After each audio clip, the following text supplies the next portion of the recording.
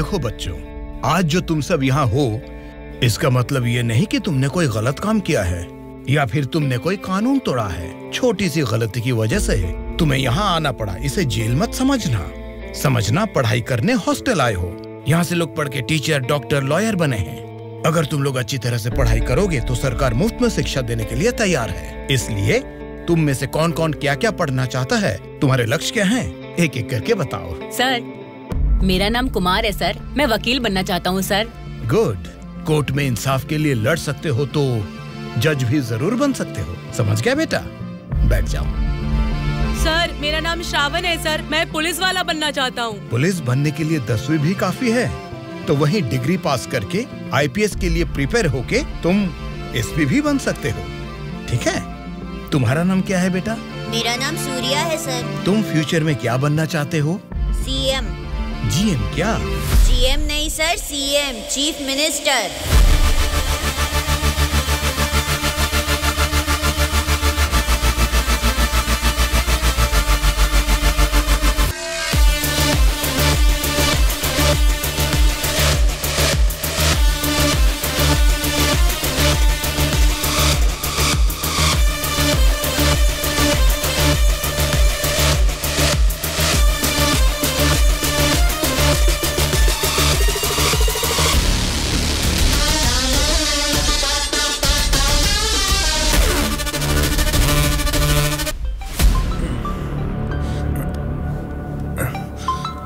Office से तो नहीं है। हेलो, क्या बात है सुपर राजू, आधी रात को मीटिंग क्यों बुलाया है? अरे आपको पता नहीं क्या, 10 दिन में इलेक्शंस का रिजल्ट्स है। सर्वे या कुछ तो आया होगा, उसे देख के मैडम को थोड़ा टेंशन आ गया होगा। वही बात है ना? वजह यही होगी सर, और क्या होगा। आधी रात को अचानक मीटिंग रख के आप सबको यहाँ बुलाने के लिए मुझे माफ कीजिए। कोई बात नहीं मैडम, आपके लिए, अपने पार्टी के लिए इतनी तकलीफ तो ले सकते हैं। वैसे इस मीटिंग में क्यों बुलाया हमें मैडम? क्योंकि सभी वोटिंग सर्वेस चेक किए गए हैं। सर्वे में ये पता चला है कि पूरे राज्य की 175 असेंबली सीटों में इस बार सत्ता वाली पार्टी को 40% और विपक्ष की पार्टी को 42% सीट्स मिलने की संभावना है और बचे हुए असेंबली सीटों में इंडिपेंडेंट कैंडिडेट्स के जीतने की आशंका है। इसीलिए इस बार हमारी पार्टी को सरकार बनाने के लिए 10 सीटें हर हाल में चाहिए। इन 10 सीटों को हमें पक्का करना होगा। इसीलिए पूरे राज्य में जितने भी जीतने वाले इंडिपेंडेंट कैंडिडेट्स खड़े होंगे उन सबको हमारी पार्टी में शामिल करना होगा, तभी हम सरकार बना पाएंगे। अब हम सबको क्या करना होगा मैडम? आपके एक इशारे पे आपके लिए काम करने के लिए आपके पीछे 100 लोग हैं जो कुछ भी कर सकते हैं। उनको ठुकरा के इतनी भारी बारिश में अगर आप मुझे ढूंढते हुए आए हैं तो मैं समझ सकता हूँ मैटर कितना सीरियस है। बोलिए, बादशाह आपके लिए क्या कर सकता है? राज्य भर में जीतने वाले उन इंडिपेंडेंट कैंडिडेट्स के ऊपर हमें जल्द से जल्द ग्राउंड लेवल पर काम शुरू करना होगा। विपक्षी पार्टी कोशिश करे उससे पहले हमें ही उनको खरीदने की कोशिश करनी है। आज इस उम्र में भी इतने सालों से मैं एक विपक्ष की पार्टी ही चला रही हूँ बादशाह। इसीलिए चाहे कुछ भी हो जाए, सरकार तो हमारी ही बननी चाहिए बादशाह। आपकी बात सही है मैडम, लेकिन इस दरमियान सरकारी पार्टी से मिला हुआ वो गुंडा दुर्गा हमारी तरफ आने वाले इंडिपेंडेंट्स को अपनी तरफ नहीं खींचेगा, इसकी क्या गारंटी है? काटने वाले कुत्ते को बांध के रखते हैं, इसीलिए इस बार उसके ऊपर नॉन बेलेबल केसेस लगवाकर उसे जेल में बंद रखा है। इसका मतलब हमारे लिए कोई खतरे की बात नहीं है ना मैडम? इस काम को अंजाम देने के लिए तुम्हें एक काम करना होगा। क्या करना है बोलिए मैडम। सेंट्रल जेल में एक कैदी है।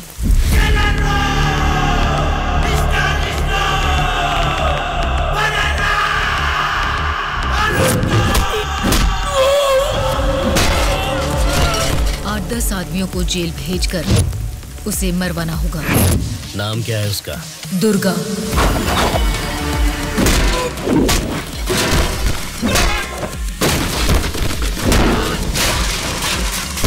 He is the most dangerous animal.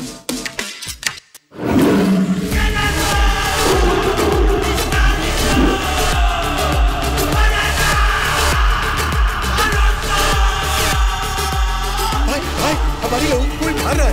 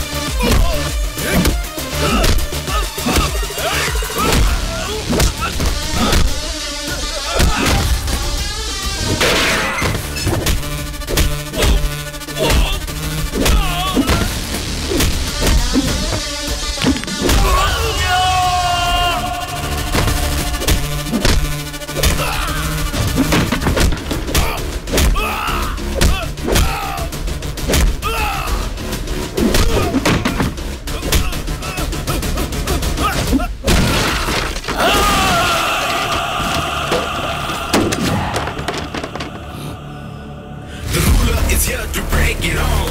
Make his own rules, make you fall. You gotta be the change you wanna see. He's gonna be the range you won't believe.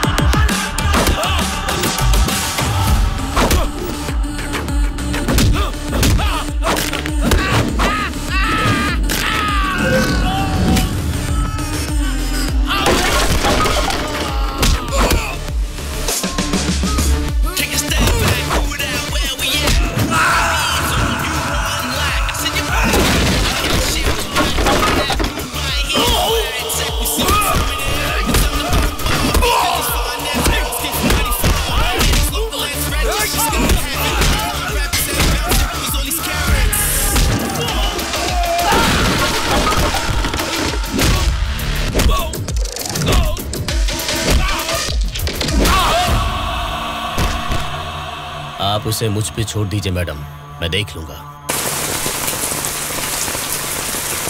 ये jail है, कोई PUBG खेलने का ground wound नहीं, समझ गया? बोल क्यों नहीं रहा है? क्यों मारा उन लोगों को? नजरें नीची करो। कायदे में रहोगे तो फायदे में रहोगे मुन्ना, नहीं तो मेरे बारे में तुम जानता नहीं हो, सीधे तिहाड़ जेल में फेंक दूंगा। ए, तुम लोग क्या देख रहे हो? इसे ले जाके सेल में डाल दो। जेलर साहब। क्या हुआ बादशाह, बात क्या है? मैं अपने 10 छोकरों को आपके जेल भेज रहा हूँ। इस बार किसे टपकाना है? दुर्गा नाम है उसका। दुर्गा बोले तो वो सरकारी पार्टी का आदमी है ना? हाँ साहब, वही है। उसको उड़ाने के लिए अपोजिशन वालों से कितना लिया है और उसमें मेरा कमीशन कितना है? हमेशा की तरह आपके अकाउंट में ट्रांसफर हो जाएगा। स्टेट में इस बार भी हमारी सत्ता आने वाली है, इसलिए कल मेरे फार्म हाउस पर आप सबके लिए एक पार्टी रखी है। Hello sir, CM sir. Central jail से जेलर मधुसूदन बोल रहा हूँ सर। आपको एक खास बात बताने के लिए ही मैंने फोन किया। क्या बात है, बोलो। जेल में आए हुए आपके लोगों को मारने के लिए अपोजिशन वालों ने सुपारी दिया है सर। अगर आपको आपके लोगों की जरूरत नहीं है तो मैं बीच में नहीं आऊंगा, लेकिन अगर आपको इनकी जरूरत अभी भी है तो अपनी जान पर खेलकर भी मैं उन्हें बचा लूंगा। अब आप बताइए, आप किन लोगों को मैं बचा लूं या फिर उनके हवाले छोड़ दूं? मुझे जरा 10 मिनट का टाइम दीजिए। ठीक है सर, मैं आपके कॉल का इंतजार करूंगा।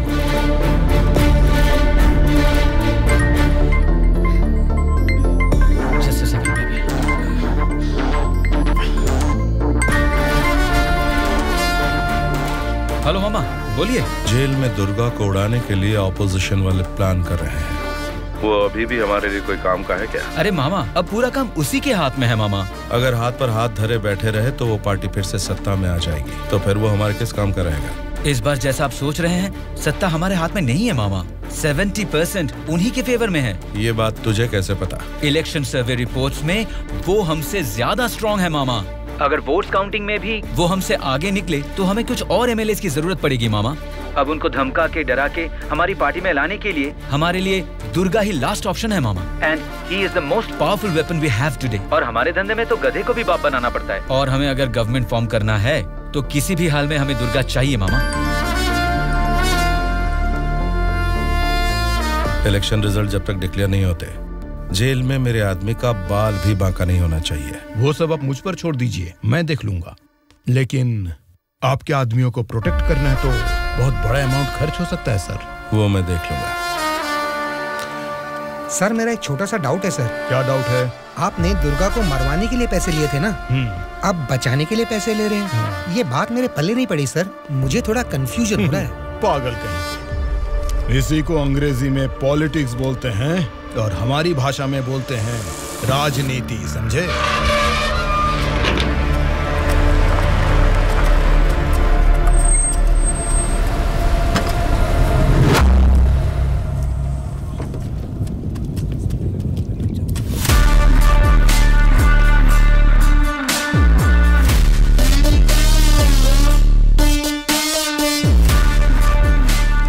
ये लोग फिर से जेल में आ गए ना।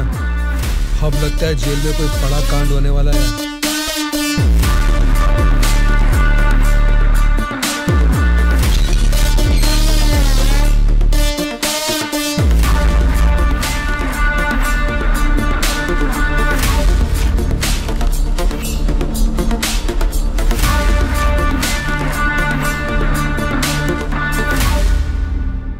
उसे कब मारने का सोचा है? हो सके तो आज ही।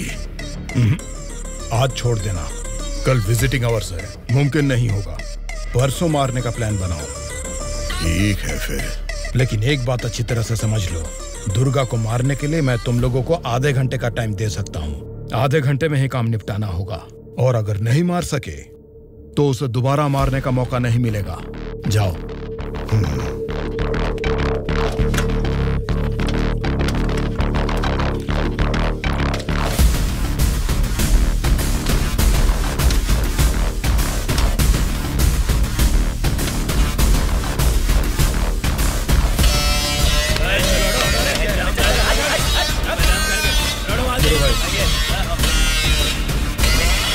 आगे चल। अल्लाह, ये सुना नहीं क्या?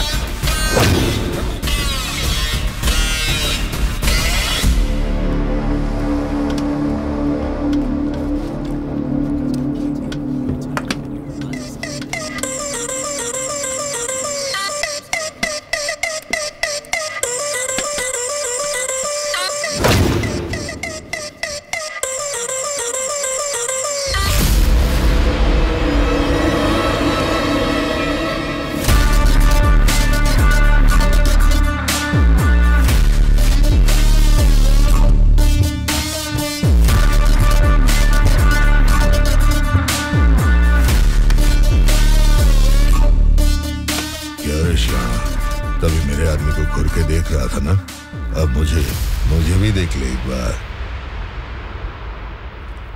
ए, बहरा है क्या? आंखें निकाल कर गोटियां खेलूंगा। ए, बोलना। तेरे से बात करे ला रे, समझ में नहीं आता भाई क्या बोल रहा है।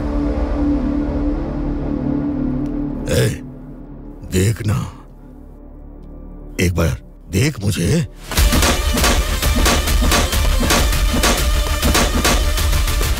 मेरे बारे में तुम जानते नहीं हो, सीधे तिहाड़ जेल में फेंक दूंगा।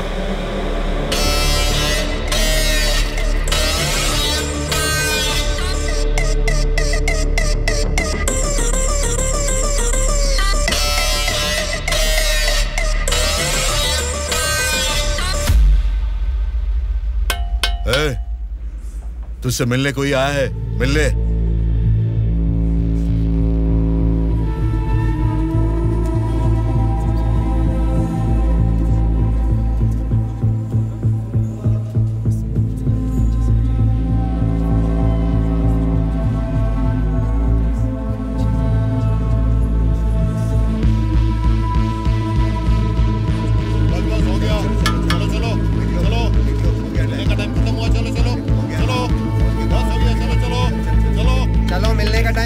चलो निकलो यहाँ से, चलो टाइम हो गया। चल शिवा तू निकल, मैं बाद में ध्यान रख अपना।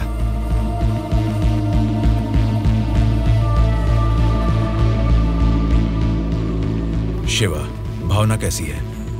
देखा, अभी याद आई ना तुझे उसकी? मुझे लगा तू भूल गया था।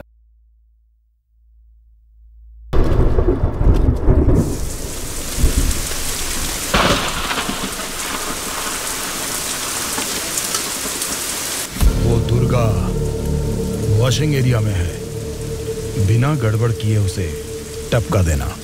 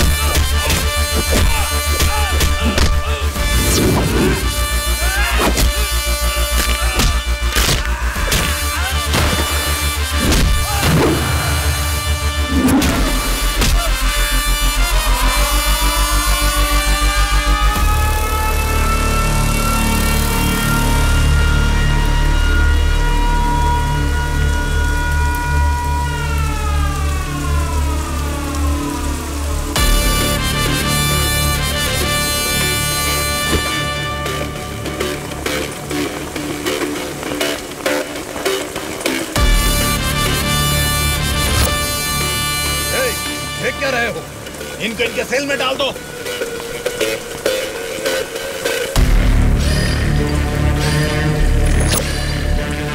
हाँ जेलर साहब। यो बादशाह, तुम और 10 लोगों को भेजोगे ना तो भी जेल में उस दुर्गा को नहीं मार सकोगे।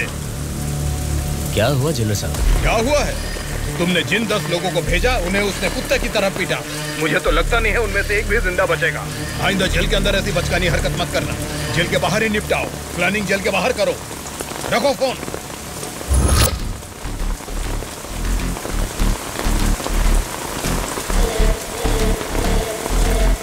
आपने जो यकीन मेरे ऊपर किया था मैं उससे निभा नहीं पाया मैडम।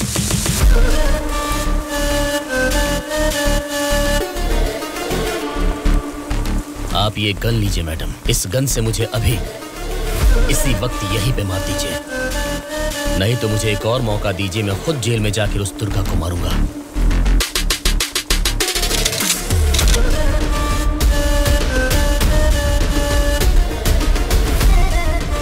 अगले हफ्ते इलेक्शन के रिजल्ट आने वाले हैं। अगर रिजल्ट मेरी फेवर में नहीं आए तब बताऊंगी कि तुम्हें किसको मारना है।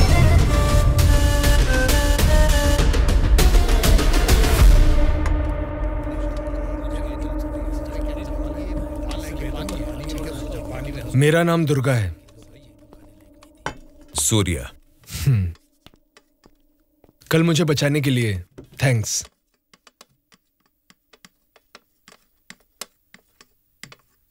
तुम्हारे बारे में सुना था, तुम किसी मर्डर केस में जेल आए हो।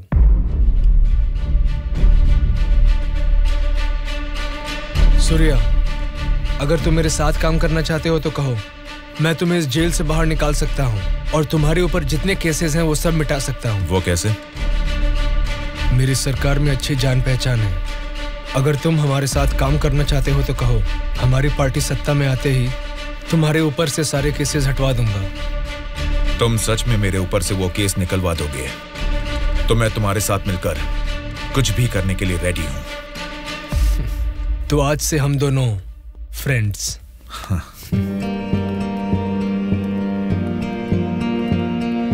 अच्छा, उस दिन वो लोग तुम्हें मारना क्यों चाह रहे थे?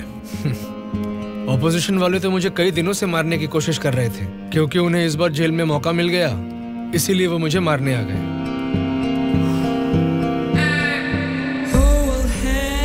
अगर उस दिन वो लोग तुम्हें मार देते तो? क्या होता? जेल में तुम्हारे जैसे अच्छे फ्रेंड को खो देता।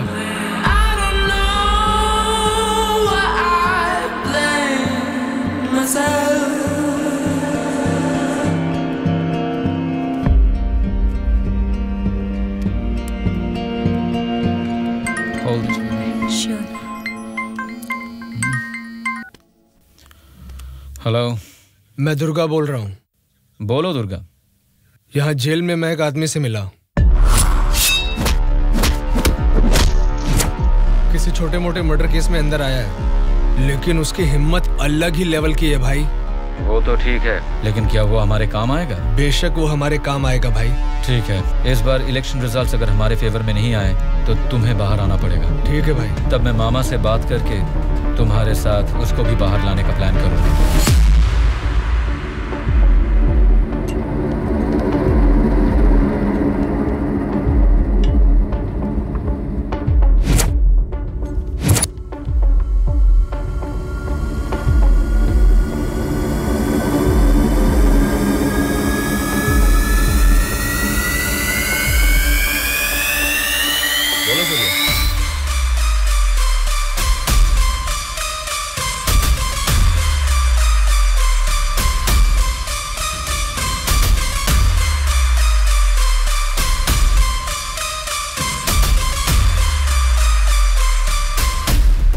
देखो सूर्या, ये सोसाइटी नहीं बदलेगी, ना ही जनता।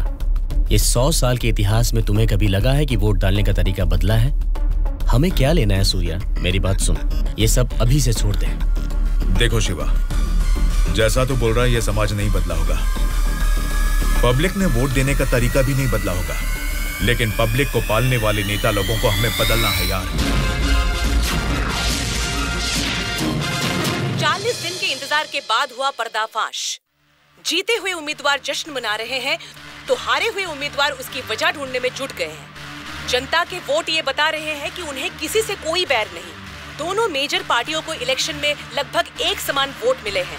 राज्य की पूरे 120 असेंबली सीटों में से सरकारी पार्टी को 48 सीट मिले हैं, वहीं ऑपोजिशन पार्टी को 52 सीट मिले हैं।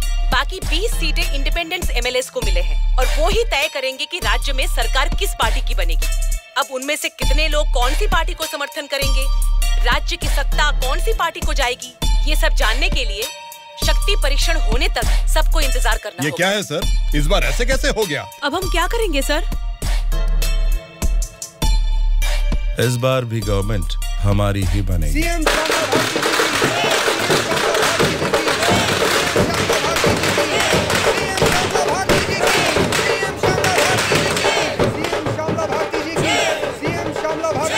मैडम, इस बार सरकारी पार्टी से आपकी पार्टी लीड में है, इस बार में आपका क्या कहना है? जनता को अब हमारे ऊपर यकीन आ गया है, इसलिए इस बार हमारी पार्टी लीड में है। Thank you. श्यामला भारती जी की, सीएम श्यामला भारती जी की, सीएम श्यामला भारती जी की, सीएम श्यामला भारती जी की, सीएम श्यामला भारती जी की, सीएम श्यामला भारती जी की, सीएम श्यामला भारती जी की, सीएम श्यामला भारती जी की।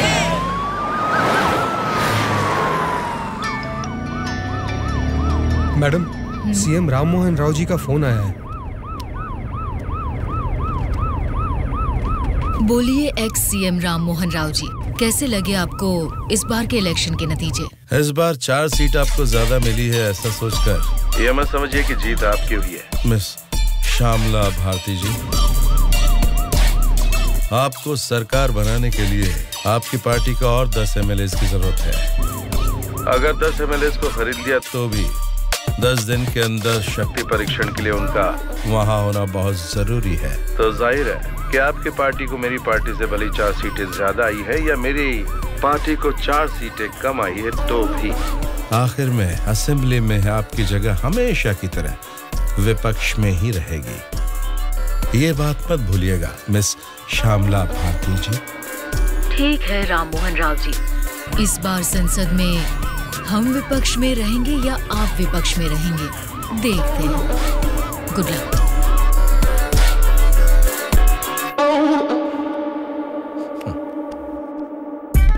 ये जानते हुए कि हमारी पार्टी लीड में है, ये राम मोहन राव कॉन्फिडेंटली कह रहा है कि हमारी पार्टी जीत नहीं सकती। इससे ये साफ पता चलता है कि हमारी पीठ पीछे साजिश हो रही है। हम एक लीडिंग पार्टी है, हमें हमारी पार्टी को सत्ता में लाने के लिए उन 20 इंडिपेंडेंट्स को हमारी पार्टी में लाने का कोई न कोई तरीका ढूंढना होगा। हमें उन 20 लोगों को जल्द खरीदना होगा मैडम, और उसका केवल एक ही रास्ता है। कौन सा रास्ता? अनंतगिरी में 20 साल से ना हारने वाले कल्याण प्रसाद को हमें सबसे पहले खरीदना होगा मैडम। उसी को क्यों? वही किंग मेकर है मैडम। जितने भी 20 इंडिपेंडेंट उम्मीदवार है वो सब उसी के हाथ में रहते हैं। तो फिर जल्द से जल्द बुलवाइए उसे। कल्याण प्रसाद को फोन करके कहो कि तुरंत मेरे फार्म हाउस पर आकर मुझसे मिले। ओके? ठीक है सर।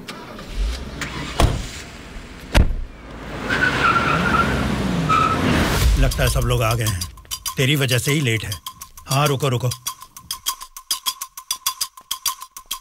नमस्कार मैडम।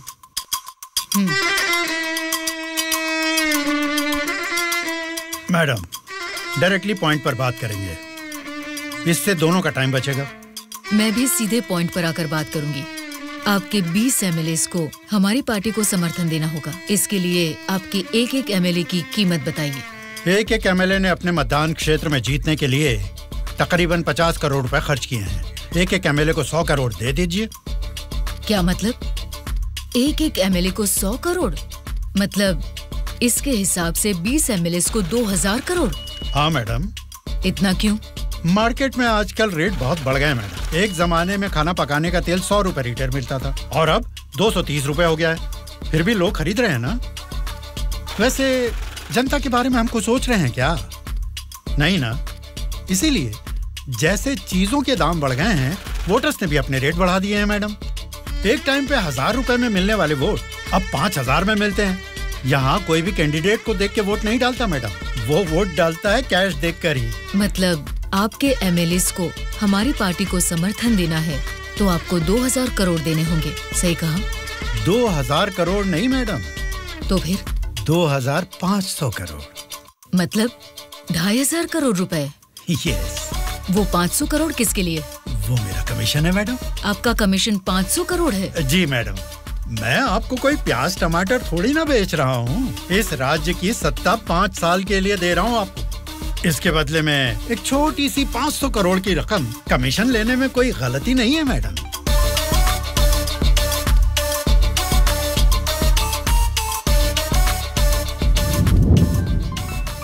सत्ताधारी पार्टी का फोन। अगर मेरा प्रपोजल आपको जमता है तो फोन काट दूंगा, और नहीं तो इस बार फिर से उन्हीं की सरकार बनेगी। सोच लीजिए। सर, कल्याण प्रसाद जी मेरा कॉल कट कर रहे हैं सर। फिर से ट्राई करो। Okay sir.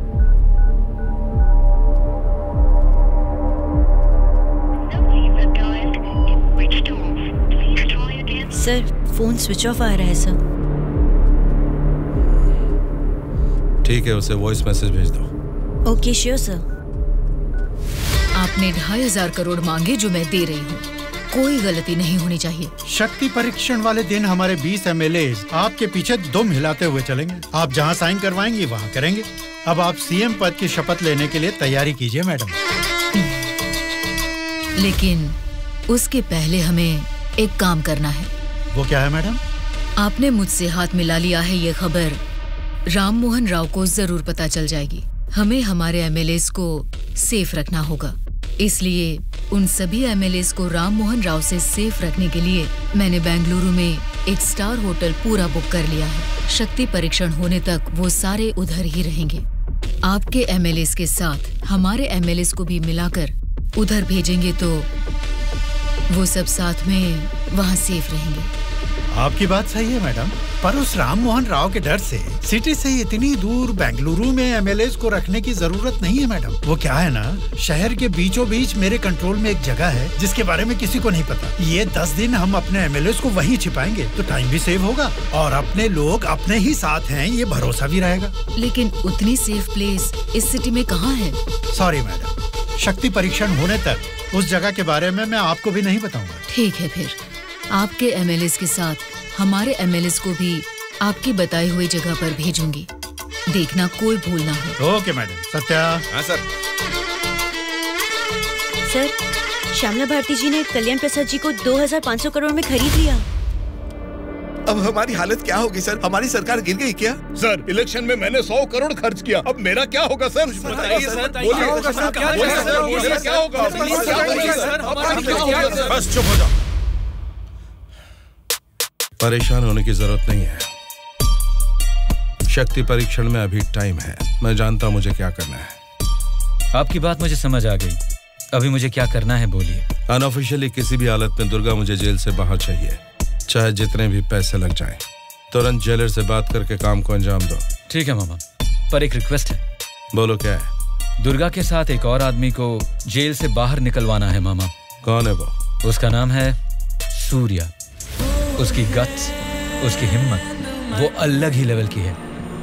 हो सकता है, लेकिन किसी भी अनजान आदमी के ऊपर इस तरह से आंख मूंद कर भरोसा कैसे कर सकता है? ये स्टेट गवर्नमेंट का मामला है, अगर कुछ गलत हो गया तो मेरा पूरा पॉलिटिकल करियर खत्म हो जाएगा। मेरा यकीन कीजिए मामा, हमारे गवर्नमेंट को गिरने से बचाने के लिए इस ऑपरेशन में दुर्गा से ज्यादा वो ही एक्टिवली काम करेगा। ठीक है, अगर तुम उसकी इतनी तारीफ कर रहे हो तो काम खत्म होते इन दोनों को फिर से जेल में डाल दूंगा। मैं भी उससे जरूर मिलना चाहूंगा।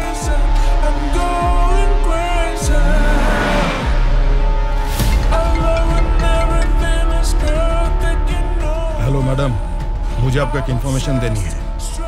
हाँ बोलिए। जेल से दुर्गा भाग गया है, अपने एमएलए को संभालिए।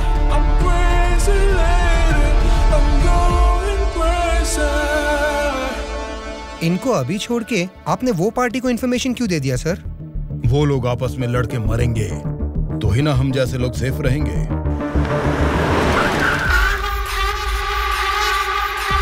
आज रात यहीं पे रुकना, कल सवेरे 8 बजे मामा से मीटिंग हो सकती है। कॉल आते ही यहाँ से निकल जाना। मैडम, कल रात ही मैंने अपने सभी लोगों को सेफ जगह पर शिफ्ट किया है और यहाँ वो सारे लोग बहुत ही एंजॉय कर रहे हैं। वो ठीक है, पहले मेरी बात सुनिए। बोलिए मैडम। सरकारी पार्टी वाले जेल से उस दुर्गा को बाहर लेकर आए हैं, ये इन्फॉर्मेशन आई है। मैं नहीं जानती तुम क्या करोगे। हाँ? लेकिन हमारे सभी एमएलए सेफ रहने चाहिए। मैडम, दुर्गा जैसे 10 लोग भी जेल से बाहर आ जाए ना तो भी हमारे एमएलए कहाँ है पता लगाना मुश्किल है। फिर भी सामने वाली पार्टी प्लान कर रही है तो इसका मतलब हमें संभल के रहना है। आप टेंशन मत लीजिए, शक्ति परीक्षण होने तक उनको ही नहीं आपको भी आपके एमएलए कहाँ है पता नहीं चलेगा। ऐसा प्लान किया है। ठीक है, जो भी करो संभाल कर। इलेक्शन रिजल्ट के बारे में इस बार भी मेरा अंदाजा गलत निकला। लगता है सत्ता हाथ से जाने वाली है। तुम दोनों को क्या करना है ये तुम सोचो, चाहे जितने पैसे खर्च हो जाएं। लेकिन उस श्यामला ने जिन 20 इंडिपेंडेंट एमएलएस को खरीदा है वो किसी भी तरह मुझे चाहिए। तुम लोगों का क्या प्लान है, बताओ क्या करोगे? उन सबको किडनैप करेंगे सर। किडनैप? हाँ सर। 20 एमएलएस को किडनैप करना तुम्हें स्कूल के बच्चों को किडनैप करने के जैसा लग रहा है क्या? 20 एमएलएस नहीं सर, ऑपोजिशन एमआईयू को मिलाकर पूरे 72 एमएलएस हैं सर। क्या 72 लोग? आपकी पार्टी से जीते हुए 48 एमएलएस के साथ पूरे 120 एमएलएस को आपके बेंगलुरु वाले फार्म हाउस में बिना बंदी बनाए इस बार आप सीएम नहीं बन सकते हैं सर। ऑपोजिशन एमएलएस तक तो ठीक है, लेकिन हमारे एमएलएस क्यों? वो तो हमारे ही लोग हैं ना। राजनीति में सब कुछ हो सकता है सर, सब कुछ जायज है। सत्ता का पलड़ा जिस तरफ है वो उस तरफ चले जाएंगे। यहां जीतने से ज्यादा सत्ता जरूरी है सर। अभी की सिचुएशन में अपने एमएलएस को हमें ही बचाना है सर, इसलिए हमें उनके साथ हमारे एमएलएस को भी बंदी बनाना ही होगा सर। तुम्हारा प्लान सुनने में तो ठीक ही लग रहा है, लेकिन ऑपोजिशन एमएलएस को किडनैप कैसे करोगे?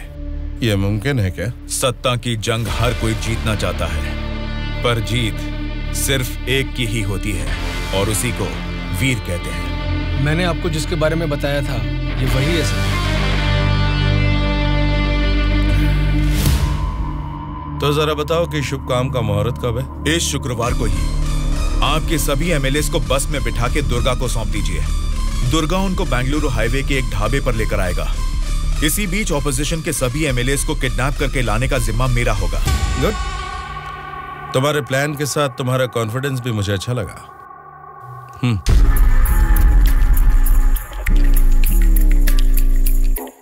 इस बैग में 2 करोड़ है, इसे सिर्फ एडवांस ही समझो। जैसा सोचा है, अगर काम वैसा ही हुआ तो तुम्हारे ऊपर जितने भी केस हैं उनको हटाने के साथ ही इस तरह के कई बैग्स तुम्हें मिलेंगे। इस बार भी आप ही सीएम पद की शपथ लेंगे, उसके लिए तैयार रहिए।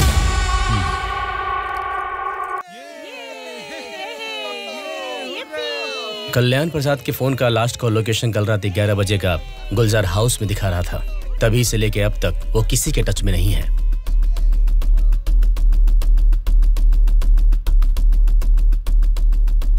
तो फिर वो पक्का गुलजार हाउस में ही है। हाँ बोलो। मैडम, आपके लिए एक बैड न्यूज है। गुलजार हाउस में ठहरे हुए आपके सभी एमएलएस को सत्ता वाली पार्टी के लोग किडनैप करने की कोशिश कर रहे हैं। आप फौरन उनको वहां से कहीं और शिफ्ट करवाइए, नहीं तो सीएम नहीं बन पाएंगी। लेकिन तुम कौन हो? आपका हितैषी हूं।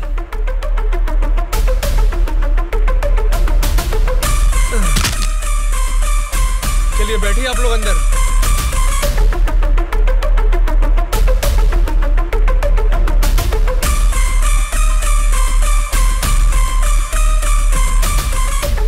बोलिए मैडम। कहाँ हैं आप?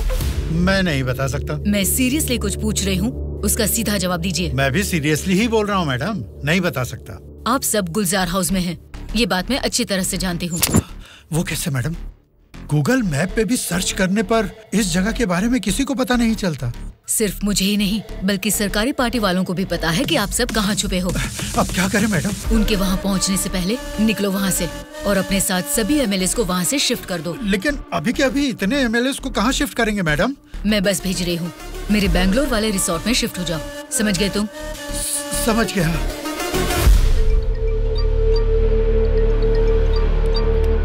जी मैडम। बादशाह, तुम्हें मेरा एक काम करना होगा।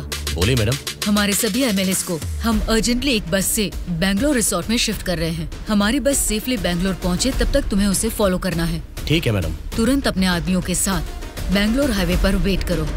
Okay madam.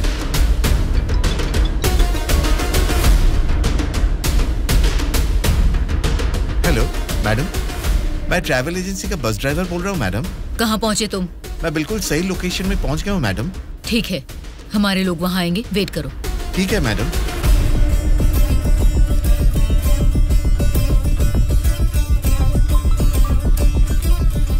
हाँ बोलिए मैडम। बस आ गई है, आप सब तुरंत वहाँ से निकल जाइए। ठीक है मैडम। बस आ गई है, चलिए सब लोग बस में बैठिए।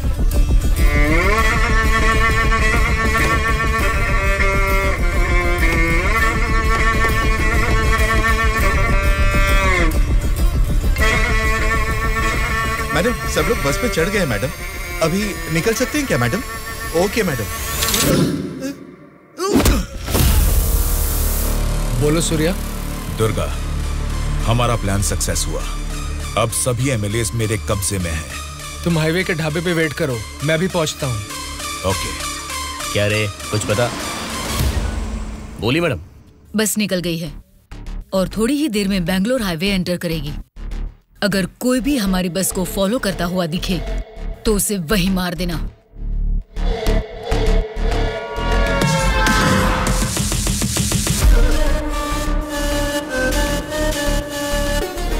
मैडम, हमारे एमएलएस की बस अभी सामने से क्रॉस हो गई है।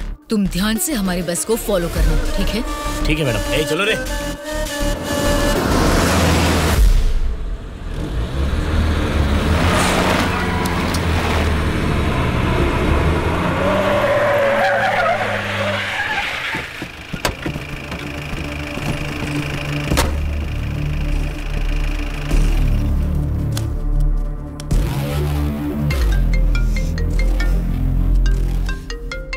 बोलो बादशाह।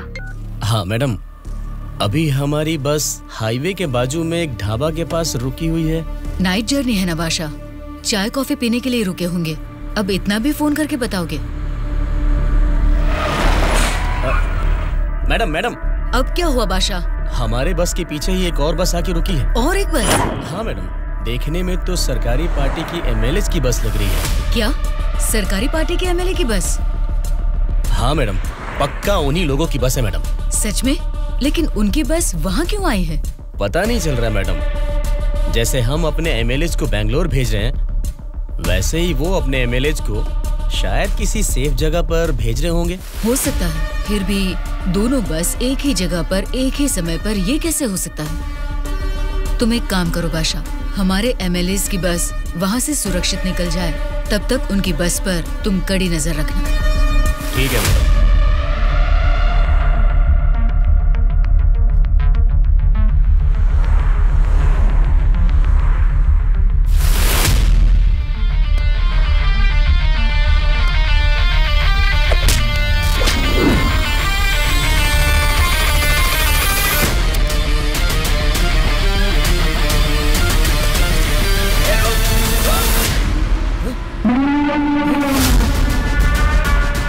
बोलो बादशाह। हमारे बस ड्राइवर ने सरकारी पार्टी के बस ड्राइवर दुर्गा को मार के उनकी बस को भी हमारे बस ड्राइवर ही ड्राइव करके ले जा रहे हैं मैडम।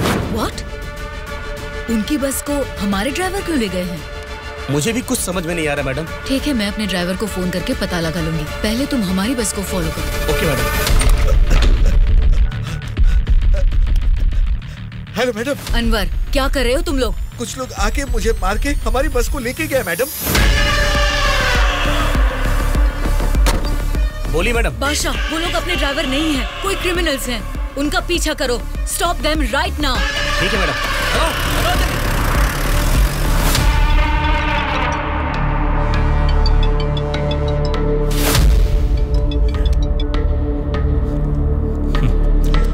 बोलिए श्यामला जी, इस वक्त कैसे याद किया? बड़े रिलैक्स्ड मूड में लग रहे हैं आप। एक शॉकिंग न्यूज सुनाऊं आपको? बताइए, क्या है वो? अभी तक मैंने सोचा कि संसद में आपके और मेरे बीच में स्पर्धा है, लेकिन हमारी इस स्पर्धा में किसी तीसरे ने एंट्री ली है। उसने क्या किया है, अगर ये आपको बताऊंगी तो बहुत बड़ा झटका लगेगा। वो तीसरा कौन है और उसने क्या किया है, ये आप बताएंगी, तभी तो पता चलेगा कि मुझे बड़ा झटका लगेगा या नहीं। जेल में से आपने एक जानवर को बाहर निकलवाया मिस्टर राव। उस जानवर को मारकर उस तीसरे ने हमारे एमएलए के साथ आपके एमएलए को भी किडनैप करके वहाँ से भाग गया है मिस्टर राव। अगर मुझे पता चला कि उस तीसरे और आपके बीच में कुछ कनेक्शन है, तो मेरी एक बात याद रखना, आपका पॉलिटिकल करियर मैं पूरी तरह से बर्बाद कर दूंगी मिस्टर राम मोहन राव।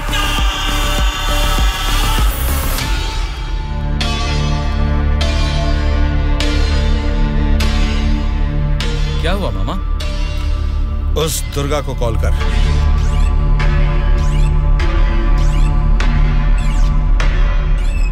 वो फोन नहीं उठा रहा है। उसके फ्रेंड को कॉल कर।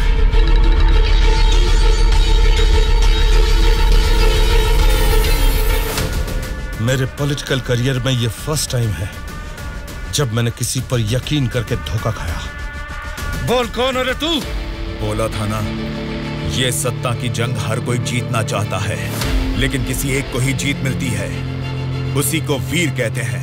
अब वो जंग शुरू हो चुकी है। वीर कौन है और वो जंग किस मकसद से कर रहा है, आगे आगे तुमको सब समझ में आएगा। तब तक के लिए वेट एंड सी।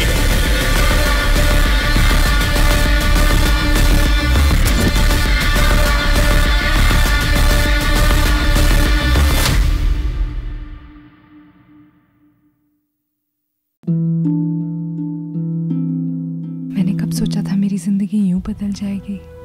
सब कुछ इतना अच्छा था, एक अच्छा पति, 2 प्यारे बच्चे, लेकिन तंबाकू ने सब कुछ बदल दिया। अब इस फैलते हुए कैंसर को मेरे चेहरे से काटना पड़ेगा।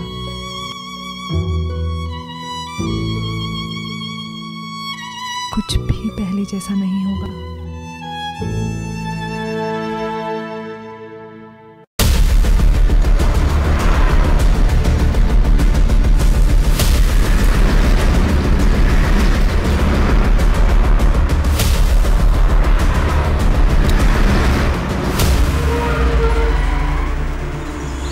ये कौन सी जगह है?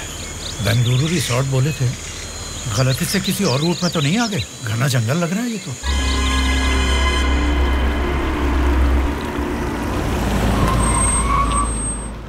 सर वो क्या है कि तुम पर भरोसा करके काम सौंप दिया, इसके लिए तो मुझे खुद को जूते मारने चाहिए। अपना ये चेहरा फिर मुझे कभी मत दिखाना।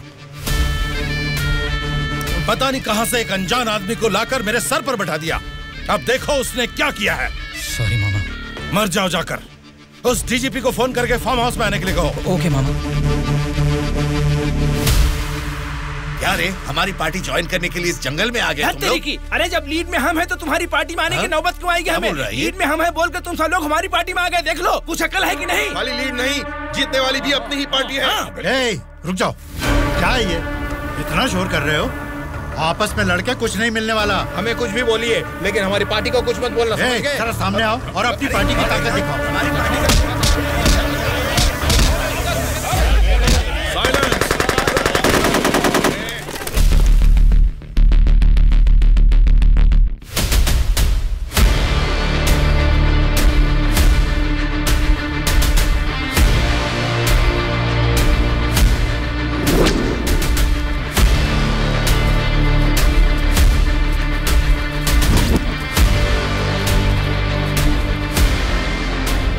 क्या सोच रहे हो? जैसे जी में आ रहा चिल्ला रहे हो, अपनी मर्जी से आपस में लड़ रहे हो। ये तुम्हारी असेंबली नहीं है, ये जंगल है। मेरा जंगल, मेरा जंगल, मेरा जंगल। यहाँ कोई स्पीकर नहीं होगा, माइक नहीं होगा, ना ही वॉकआउट होगा। हम सब हाईवे से तकरीबन 250 किलोमीटर की दूरी पर घने जंगल में हैं। बेटा, तुम लोग नक्सलाइस्ट हो, माओइस्ट हो, टेररिस्ट हो, कौन हो बेटा तुम लोग? वो सब कहां से पैदा हुए हैं?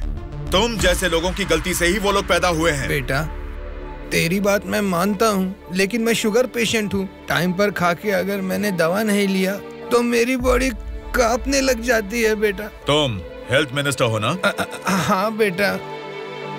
तुम्हारे पास बड़े हॉस्पिटल्स हैं, फिर भी तुम्हें ये सब बीमारियां हैं, तो तुम पब्लिक का भला कैसे करोगे? बेटा, हमारे पेट में चूहे दौड़ रहे हैं, पहले कुछ खाने के लिए तो दे दीजिए।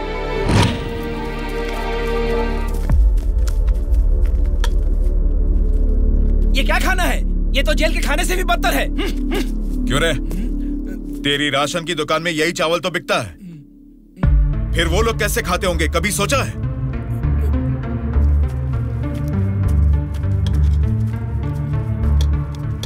बस बेटा बस, चावल खाने में कमी ही करनी चाहिए, ज्यादा नहीं खाना चाहिए। अच्छा, तो फिर इतनी जायदाद कैसे बना ली? उसमें भी तो कमी कर सकते थे, पर उसमें तो करोगे नहीं। देखो बेटा, तुम्हारी बातें और करतूतें तो कमाल की हैं, लेकिन कमी है तो बस चेहरा नहीं दिखाया तुमने। जरा वो भी दिखा दो। तुझसे देखा नहीं जाएगा। बाप रे, इतना डरावना है तुम्हारा चेहरा? तो फिर देखो। हाँ तो फिर दिखाओ ना।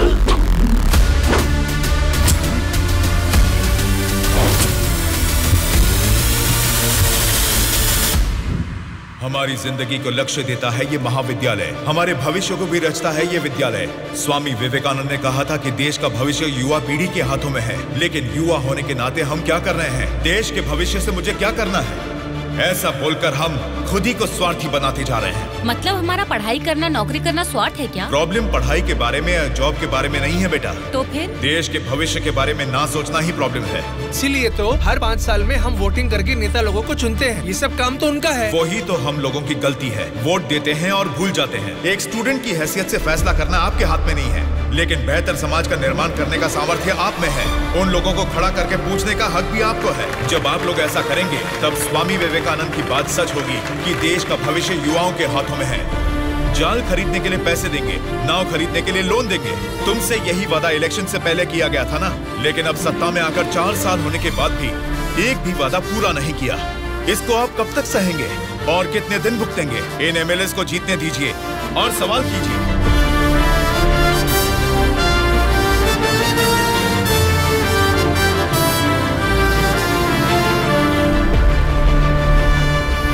18 साल की उम्र होने के बाद ही हमारे देश में मतदान का हक क्यों दिया जाता है जानते हो? ताकि हम एक सही नेता को चुन सके। लेकिन हम क्या कर रहे हैं? हम बिना सोचे समझे और उनसे पैसे लेकर वोट डाल रहे हैं। अगर ऐसा ही चलता रहा तो कल को आपके बच्चे और फिर उनके बच्चे, हर किसी को इसी तरह की परेशानी होगी। हमें अब बिना सोचे समझे और पैसे लेकर वोट डालने की इस प्रथा को खत्म करना ही होगा। और अगर हमने ऐसा नहीं किया तो सबका नाश निश्चित है। आने वाली पीढ़ी को हम ये बताएंगे कि वोट की जो ताकत है उससे सरकार बदल सकते हैं।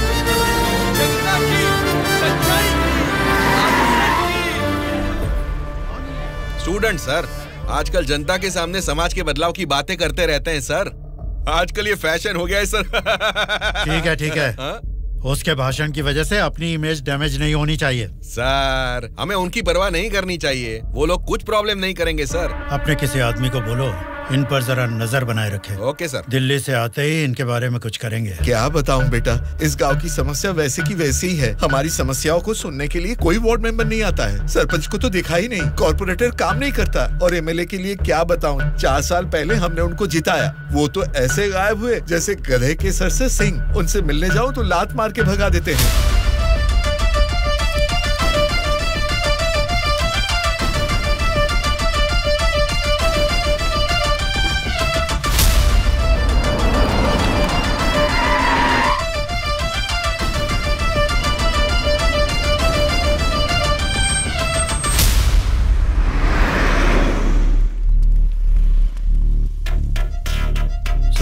हाँ सर। हम बगल वाली स्टेट में गए थे ना? हाँ सर।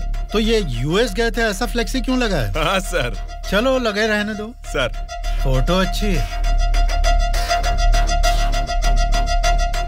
लगाया किसने इसको? और कौन सर, वो स्टूडेंट्स ही हैं।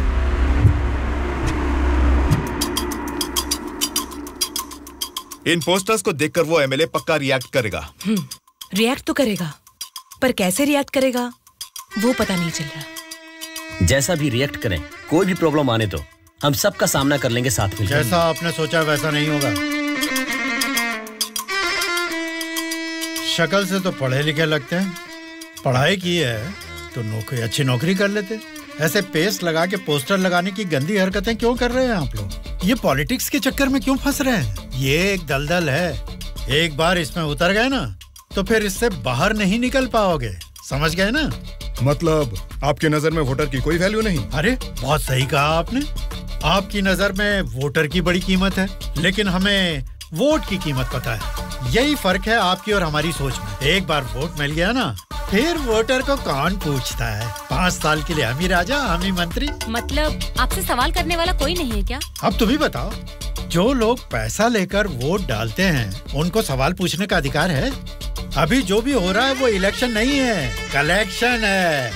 हम वोट कलेक्ट करेंगे, वो पैसे कलेक्ट करेंगे। एक एक वोट का 5000, 1.5 लाख वोट हैं, मतलब 75 करोड़। उसके साथ दारू, बिरयानी, नाच गाना, पोस्टर, पब्लिसिटी, इनके अलावा हमारे नेता को मिलने वाले गिफ्ट्स। बाप रे, तकरीबन 150 से 200 करोड़ खर्च होता है। अब इस खर्चे को प्रॉफिट में बदलना है, 200 करोड़ का 1000 करोड़ बनाना है। ये सब करने में ही 5 साल निकल जाएंगे। फिर जनता की सेवा करने का टाइम कहाँ रहेगा? वैसे वोट बेचने वाले की हम सेवा क्यों करें?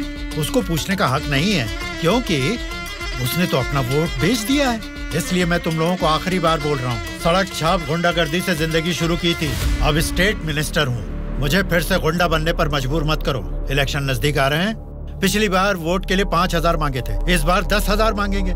हमें इसके लिए तैयार रहना है। यहाँ वोट के लिए ही नहीं, सीट के लिए भी पैसे देने हैं। पार्टी हाईकमांड मेरी परवाह नहीं करेगी तो मुझे बहुत दिक्कत हो जाएगी। मेरे रास्ते से हट जाइए। इसके बावजूद भी अगर किसी ने रोका तो तुम सबकी डेट ऑफ बर्थ तो अलग अलग है, लेकिन डेट ऑफ डेथ एक हो जाएगी, याद रखना। चलता हूँ। Darling, darling. सब अच्छा ही हुआ है। टी स्टेट का एडवांस दे दिया है। अगले महीने इलेक्शन है, उसके बाद रजिस्ट्री होगी। ऊटी टी स्टेट की तुम ही मालकिन हो। तुम्हारा सर देखो। आपकी नजर में वोटर की बड़ी कीमत है, लेकिन हमें वोट की कीमत पता है। एक बार वोट मिल गया ना, फिर वोटर को कौन पूछता है। 5 साल के लिए हम ही राजा, हम ही मंत्री।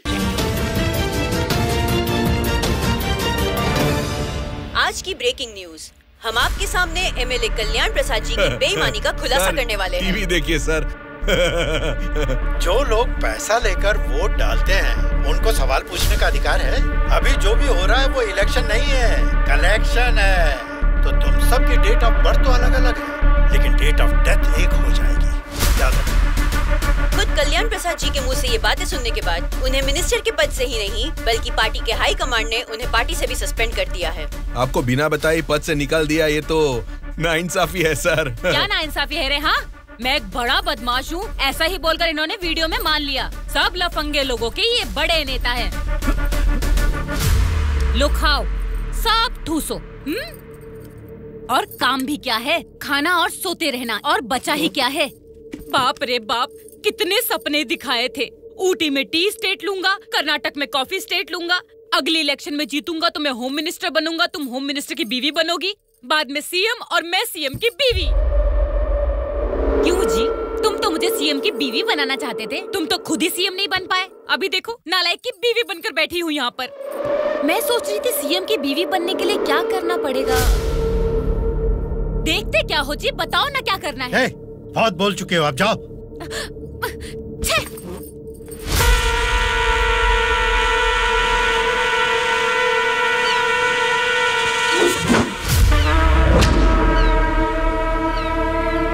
अरे क्या कर रहा है? निकाल उसे। माफ कीजिए सर, अपने लोग हैं, मछली पकड़ना सीख रहे हैं, गलती से आपके ऊपर गिर गया। आप जाइए सर।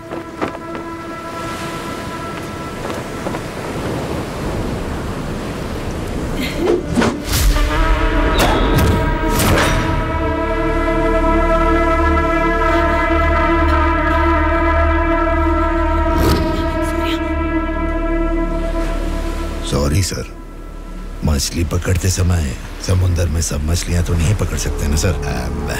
हमारे हाथ में आई हुई मछली पकड़ेंगे, गलत मत समझिए। अब जाइए।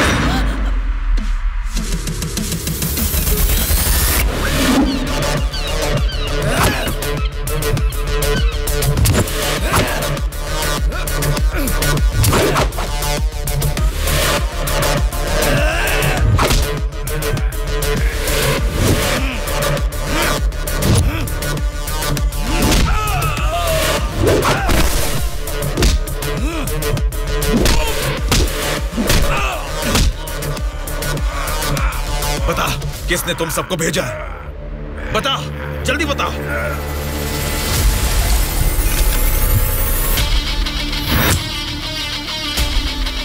इतना हैरान क्यों है? मरा हुआ आदमी तेरे सामने जिंदा कैसे खड़ा है, यही सोच रहा है ना तू? मुझे मारना तेरे बस की बात नहीं है, ना ही तेरे बाप से हो पाएगा।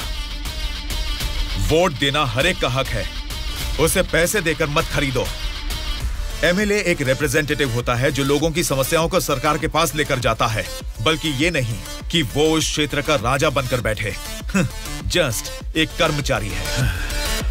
तुम सब कुछ भूल गए हो, इसलिए याद दिलाने के लिए पोस्टर्स लगाए, लेकिन तुम तो समझ ही नहीं पाए। अब तक तो तुम्हें ही बदलने के बारे में सोचा था, इस चुनाव क्षेत्र के एमएलए को बदलने के बारे में नहीं। लेकिन अब बदलूंगा। अगले इलेक्शन में चुनाव के लिए रेडी हो जाओ। अब की बार कलेक्शन नहीं, इलेक्शन होगा।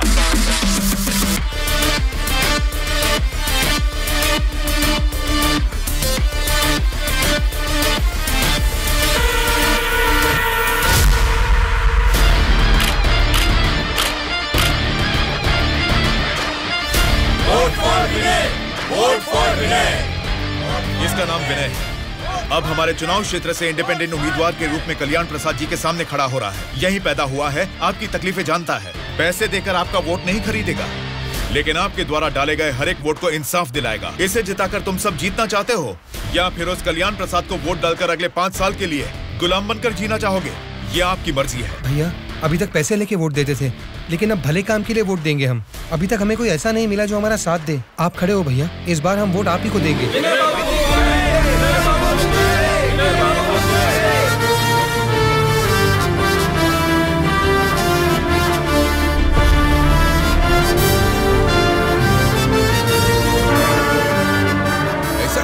यहाँ आप लोग बैठकर ताश खेल रहे हैं और वहाँ आपके सामने दूसरा लीडर खड़ा हो रहा है। देखो, पैसे लेकर वोट डालने वाली जनता के रहते हैं, इनकी परवाह नहीं करनी है। आपका बोया हुआ पेड़ आपको ही छांव देगा। आपका डाला हुआ वोट भविष्य का फैसला करेगा। अब किसे वोट देना है ये आप ही तय कीजिए।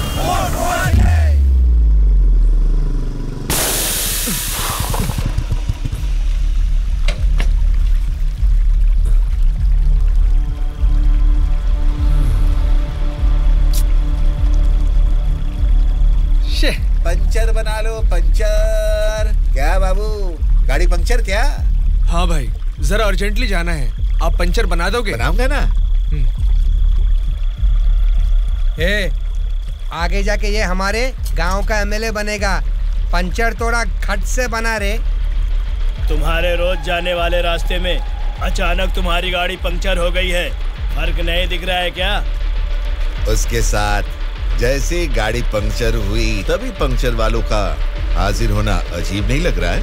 वैसे तो इलेक्शन में खड़े होना भी अजीब बात है। आप तो एमएलए बन जाएंगे, असेंबली में चले जाएंगे, अपन तो इधर ही रह जाएगा ना। हम तो गुंडागर्दी ही करेंगे, और करेंगे भी तो क्या होगा? मारना, काटना, जलाना और बलात्कार करना।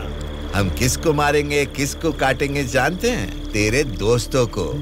तेरे दोस्त सूर्या को बहुत बुरी मौत मारेंगे। बाद में बच्चों का कौन जानते हैं आप?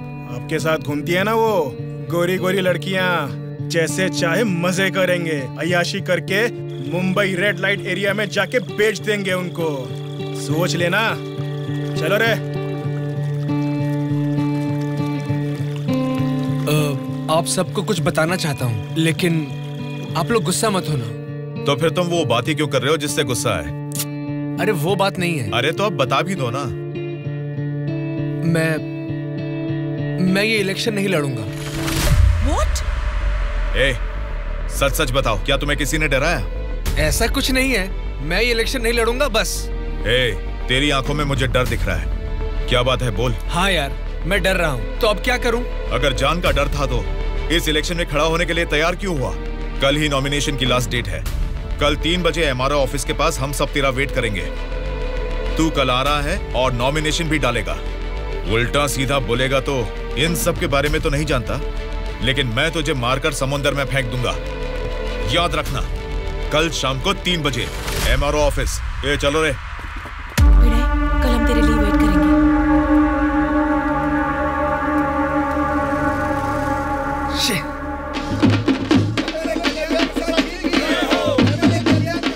पता नहीं कहाँ रह गया। अपने आप को समझता क्या है वो? Phone is not reachable, message भी नहीं जा रहा।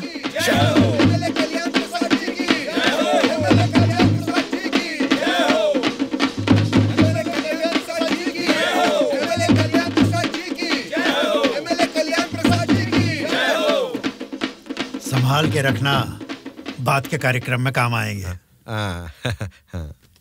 नमस्कार वोटर महाराज, आपके अनमोल वोट आप मुझे ही देंगे। देंगे ना? आप ही देंगे। अच्छा मुहूर्त निकलने से पहले नॉमिनेशन करके आता हूँ। नमस्ते।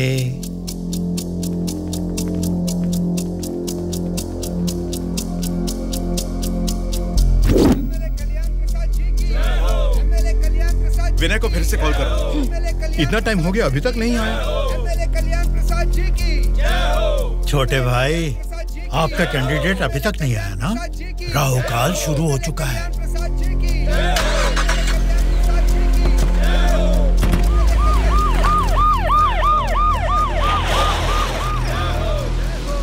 हम तुम्हें अरेस्ट करने आए हैं। हमें चलो बताते हैं।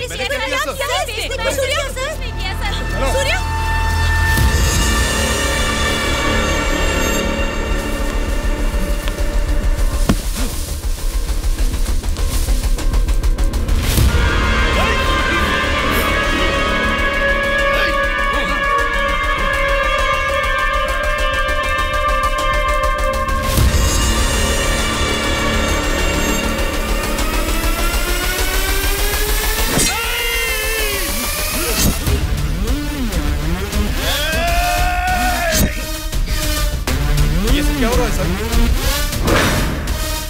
फायर रख अपना।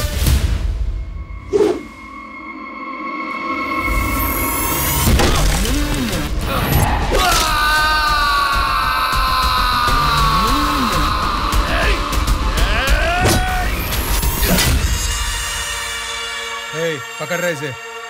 सर ये सब क्या हो रहा है सर? हो रहा है नहीं, जो हुआ है वो बता रहा हूँ। पकड़ इसे।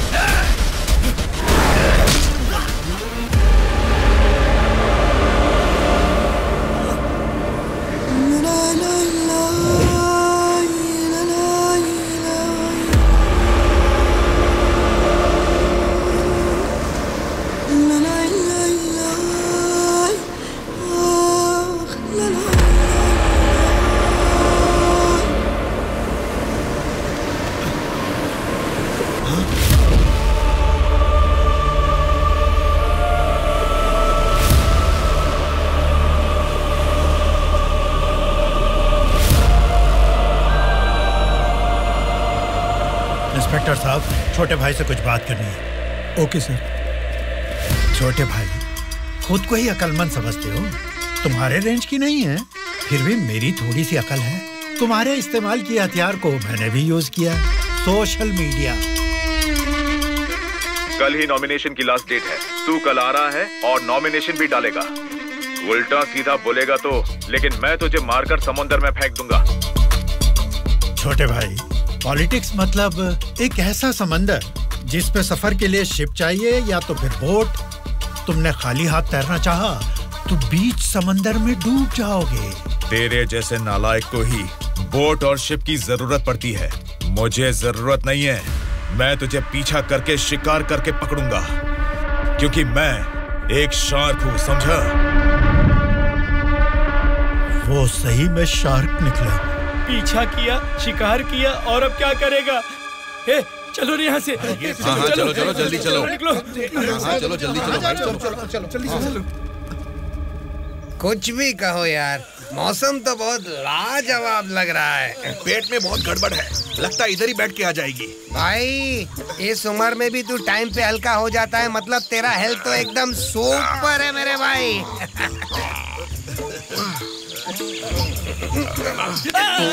मेरा पेट गड़बड़ चल रहा है यार। मारे मर रहा हूँ, ऊपर से तुम लोग गोली चला रहे हो। तेरी गोली से हम लोग डरने वाले नहीं है, समझा? ठंडे ठंडे पानी से नहाना चाहिए, जाना है या नहीं। पागल हो गया क्या? कोई अपना लीज खुला छोड़ के नहाता क्या? मैं तो डर ही गया। मेरे लीज पे बुरी नजर डालता है। घर में बाप भाई है कि नहीं? अभी भी तेरा लीज जीत रही है, एनाकोंडा नहीं बना पाया। तुम लोगों को लीच और एनाकोंडा में फर्क नहीं समझता है क्या? लीच हो या एनाकोंडा हो, बीन बजाने से भी कोई फर्क नहीं पड़ने वाला है। अरे इस जगह में बीन ठीक से नहाने भी नहीं देता है, ठीक से हल्का भी नहीं होने दिया, गोलियां पे गोलियां चलाया जा रहा है। ये क्या हाल हो गया हमारा? एक नहीं दो नहीं, पूरे 120 एमएलएस को प्री प्लान तरीके से किडनैप करके ले गया है। मेरी समझ में नहीं आ रहा क्या करूं। ये सब मैंने किया है। ये बात अगर जनता या मीडिया को पता लगी तो इतने साल की मेहनत से बना मेरा पॉलिटिकल करियर बर्बाद हो जाएगा। आप फिक्र मत कीजिए सर, ये हम पर छोड़ दीजिए। किडनैपर से सारे एमएलएस को कैसे सुरक्षित लाना है ये मुझ पर छोड़ दीजिए। किरण सर, ध्रुवा कहाँ है पता करो और तुरंत मेरे ऑफिस में आने के लिए कहो। तुरंत। Okay sir. मैं चलता हूँ सर। मुझे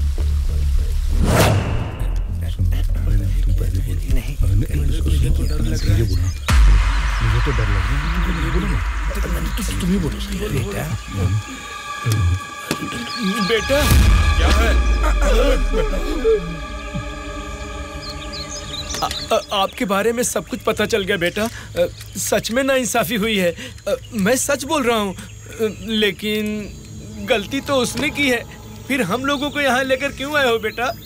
चाहिए तो उसको अकेले रख लो और हम लोगों को छोड़ दो बेटा। ठीक है, तुम लोग कह रहे हो तो मैं तुम्हें छोड़ दूंगा। उससे पहले मैं तुम सबसे 3 सवाल पूछूंगा। अगर तुमने सही जवाब दिया तो मैं तुम सबको आज ही छोड़ दूंगा। पहला सवाल, आप में से सनी लियोन को कितने लोग जानते हैं? क्यों नहीं जानते सर, वो तो मेरी पसंदीदा फिल्म स्टार हैं। उसे देखे बिना मुझे नींद ही नहीं आती, समझे? दूसरा सवाल, पूजा हेगड़े को कितने लोग जानते हैं? पूजा हेगड़े का मैं बहुत बड़ा फैन हूँ बेटा। एक चुम्मा, एक चुम्मा, एक चुम्मा।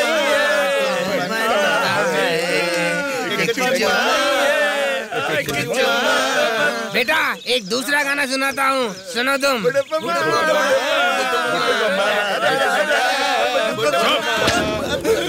तीसरा सवाल, नारायण स्वामी को कितने लोग जानते हैं? भाई नारायण स्वामी ना, उनका व्रत मैं हमेशा रखता हूँ। तुम सनी लियोन को जानते हो? पूजा हेगड़े ने कितने एक्टर्स के साथ डांस किया ये भी जानते हो? लेकिन जनता के लिए अपनी जान भी कुर्बान करने वाले नारायण स्वामी को नहीं जानते। कौन है बेटा वो? कोई देवता है क्या? हाँ, देवता ही है, लेकिन मंदिर में रहने वाला देवता नहीं, जनता के दिल में रहने वाला देवता, नारायण स्वामी।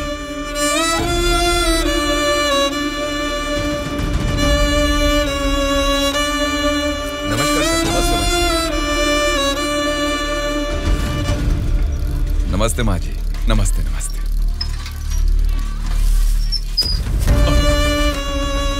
ये क्या किया बहन जी?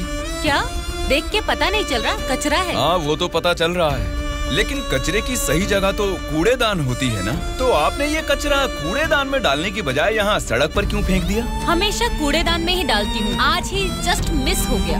वो अच्छा, अंग्रेजी बोलना जानती हो, लेकिन ये नहीं जानती कि कचरे को कूड़ेदान में डालना चाहिए।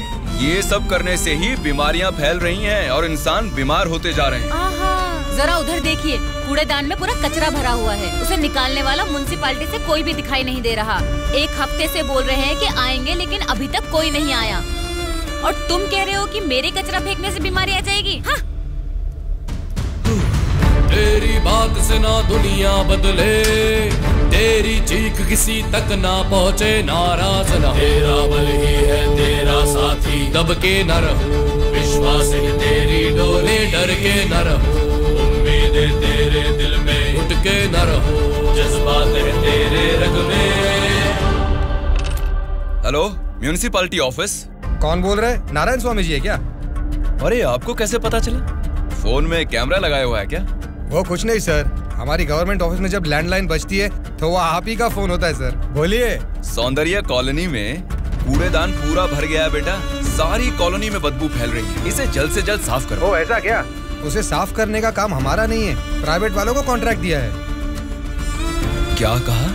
कचरा उठाने का काम भी प्राइवेट लोगों को दे दिया है? तो फिर आप क्या कर रहे हैं? आप जैसे लोगों के सवालों का जवाब दे रहे हैं नारायण स्वामी। ठीक है, उस कॉन्ट्रैक्टर का नंबर दो। हेलो,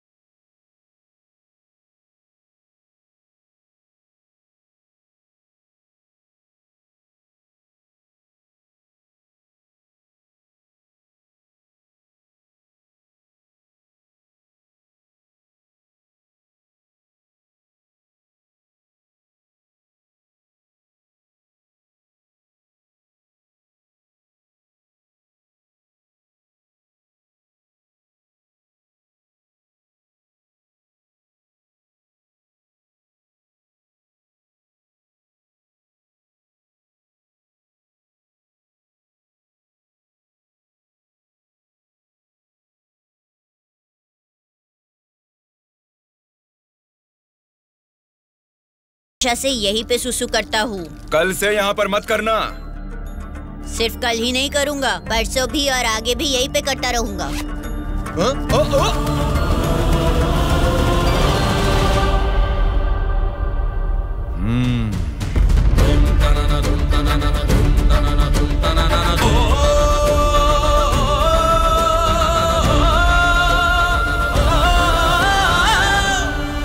क्या हुआ? क्यों नहीं पेशाब किया? तुम अच्छे लड़के हो, इसीलिए नहीं कर पाए। ये एक बीज है। ऐसे क्या देख रहे हो?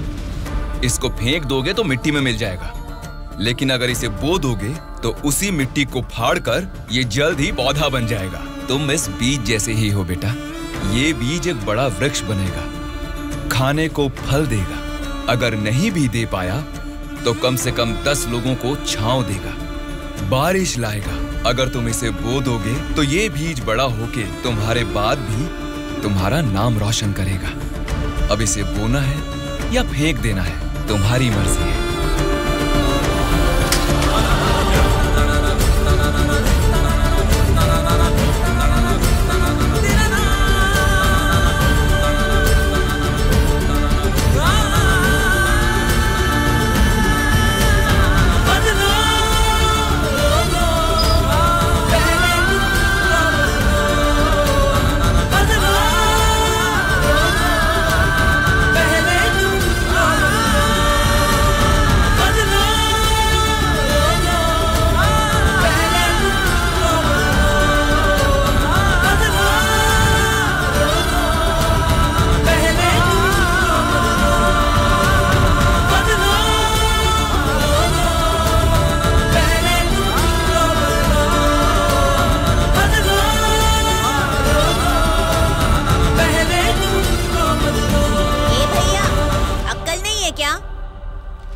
यहाँ इतनी सफाई है, यहाँ सुसु क्यों कर रहा है? वहाँ पब्लिक टॉयलेट है, उधर जाके सुसु करना। अरे वहाँ जाके हल्का होने का 2 रुपए लेते रे, पीने का पानी 1 रुपए रे, और हल्का होने के लिए 2 रुपए कहाँ से लाऊं मैं?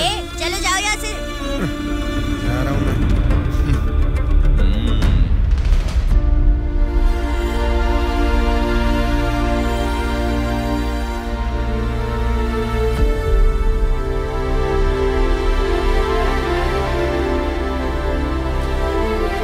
बेटा, राष्ट्रीय झंडे को उल्टा नहीं लगाते, गलत बात। राष्ट्रीय झंडे को ऐसे लगाते हैं, ऊपर केसरी, नीचे हरा। चलो झंडा फहराओ। क्या सोच रहे हो? तुम्हारा बोया हुआ बीज ही नहीं, मेरा बोया हुआ बीज भी बढ़ने लगा है, जल्द ही पेड़ बन जाएगा। चलो फहराओ।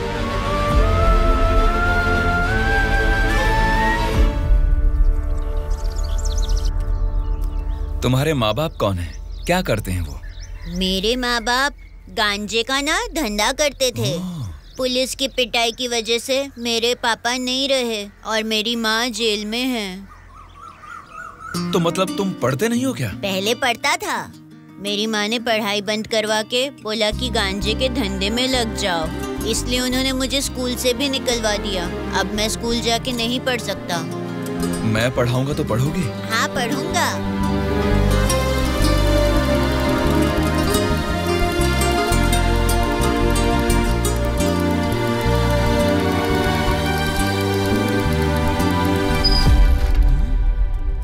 क्या कर रहे हो? स्कूल के बच्चों को दारू बेचना गलत बात है, वो भी इतने छोटे बच्चों को। 18 से कम उम्र वालों को दारू नहीं बेचनी। पता है ना तुम कानून का उल्लंघन कर रहे हो। कौन मैं? कानून की आंखों पर तो पट्टी बंदी है। पट्टी निकालो और अपने पीछे जेब में डाल दो। सिगरेट की दुकान स्कूल के बाजू में हो सकती है, मेरी वाइन शॉप नहीं हो सकती। मैंने कानूनन लाइसेंस लेके ये शॉप यहाँ खोली है। वैसे ही धंधा नहीं होने से हम परेशान हैं और तुम यहाँ आकर उपदेश देकर टाइम और धंधे की वाट लगा रहे हो। पढ़ाई करने वाले बच्चों को ही नहीं, पैसा मिलेगा तो दूध पीने वाले बच्चे को भी दारू बेचूंगा मैं, समझा तू? मेरा धंधा ही धर्म है। एक तो गलत काम कर रहे हो, ऊपर से चिल्ला रहे हो। हाँ चिल्लाऊंगा, क्या कर लेगा तू?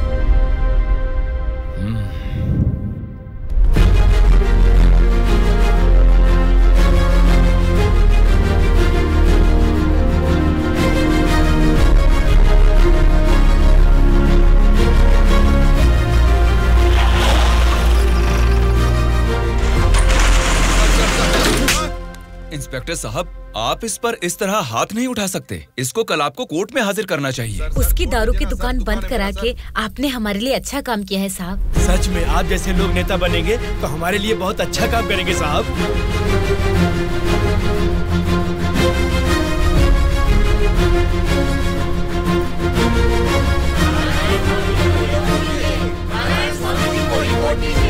उस दिन जनता ने नारायण स्वामी को बहुत अच्छी मेजॉरिटी से जिताया था। जनता से इतना प्यार पाने के बाद उनके सुख दुख जानने के लिए वो हर एक चौखट पर गए। तभी उनको पता चला कि उनके क्षेत्र से गुजर रही गोदावरी नदी का पानी ना तो जनता को सिंचाई के लिए और ना ही पीने के लिए मिल रहा है। उन्होंने इस मामले को लेकर सरकार की नाकामियों के खिलाफ आवाज उठाई। उस चुनाव क्षेत्र की रेडियस कितनी है, वहाँ के भौगोलिक हालात क्या है, वहाँ के मौसम से कितनी बुआई करनी पड़ेगी जिससे किसानों को अच्छी पैदावार मिले, ऐसे बहुत सारे समस्याओं पर एक किताब ही लिखकर जनता के बीच में गए और उनसे बात की। सच कहूँ तो आज मैं नहीं जीता, बल्कि मुझे जिताकर आप सब ने लोकतंत्र को जिताया है। इस बदलाव से देश की राजनीति में एक नई शुरुआत होगी। मेरे हाथ में जो किताब देख रहे हैं, इसमें हमारे चुनाव क्षेत्र की कमियों, आप सभी की जरूरतों और उनको मैं कैसे पूरा कर सकता हूँ, इसमें मैंने ये सब लिखा है। आज से ये हमारे चुनाव क्षेत्र का संविधान है। मैं असेंबली में खड़े होकर आपकी इन सभी समस्याओं के लिए लड़ूंगा। मैं आने वाले 5 सालों में हमारे चुनाव क्षेत्र की गतिविधियां बदलने के लिए भरी असेंबली में पूरी सच्चाई के साथ लड़ूंगा और ये मेरा आप सबसे वादा है।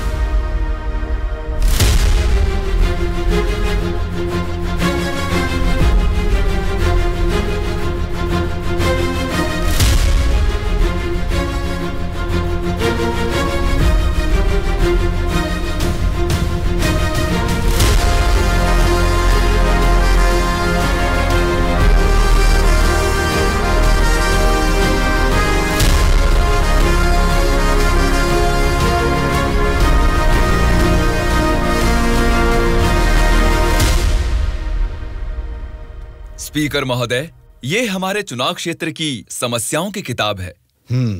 अगर मुझे थोड़ा सा समय मिल जाए तो मैं उन सभी समस्याओं से आपको रूबरू कराना चाहूंगा।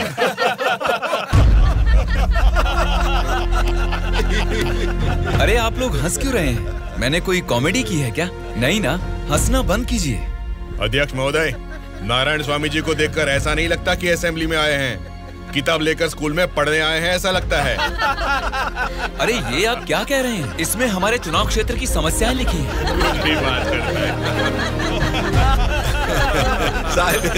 स्पीकर महोदय ने साइलेंस बोला, फिर भी हंस रहे हैं। चुप हो जाइए।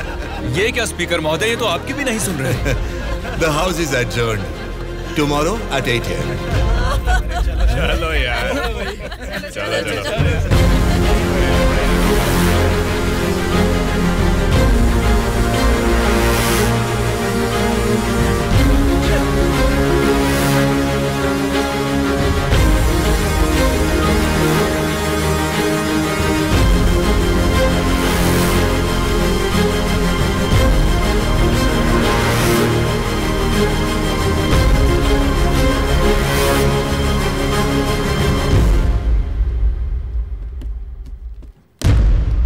भास्कर रेड्डी जी, आज का अधिवेशन आपसे शुरू करते हैं। अध्यक्ष महोदय, पिछले सरकार की भ्रष्टाचार की वजह से पूरे राज्य का सर्वनाश हो गया है सर।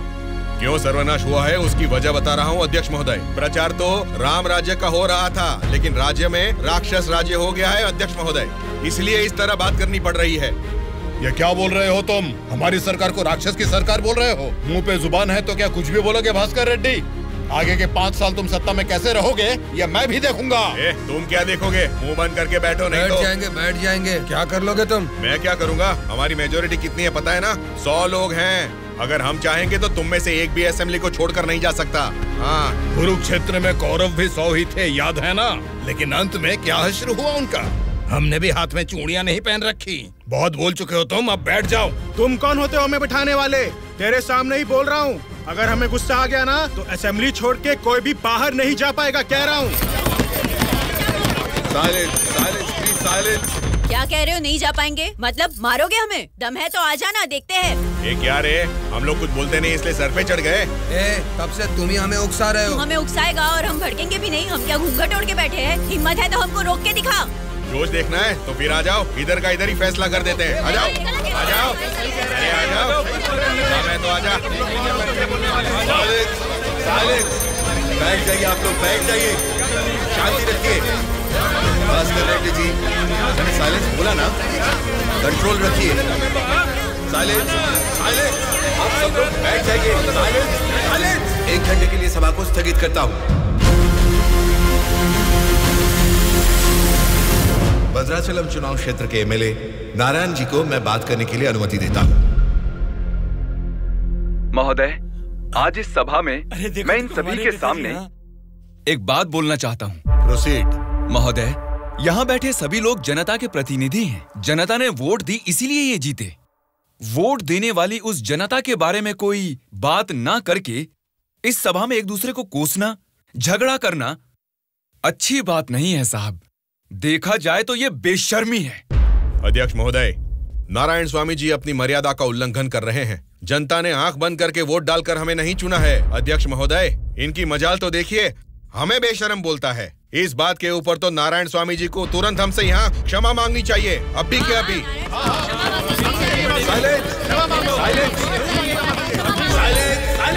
भास्कर रेड्डी जी, अरे मैंने तो लोकतंत्र की बेशर्मी बोला था, आपको बेशर्म नहीं बोला। देखिए, इन क्षमाओं और झगड़े से सभा के समय को बर्बाद करने की बजाय हमें मिलकर जनता की जरूरतों और समस्याओं के बारे में बात करनी चाहिए। मतलब हम यहाँ झगड़ा करने आए हैं क्या? हमारे मुख्यमंत्री और हमें जनता का पालन कैसे करना है तुम बताओगे? अध्यक्ष महोदय, यहाँ पर आए सारे नेताओं से नारायण स्वामी जी को क्षमा अभी के अभी मांगनी ही होगी।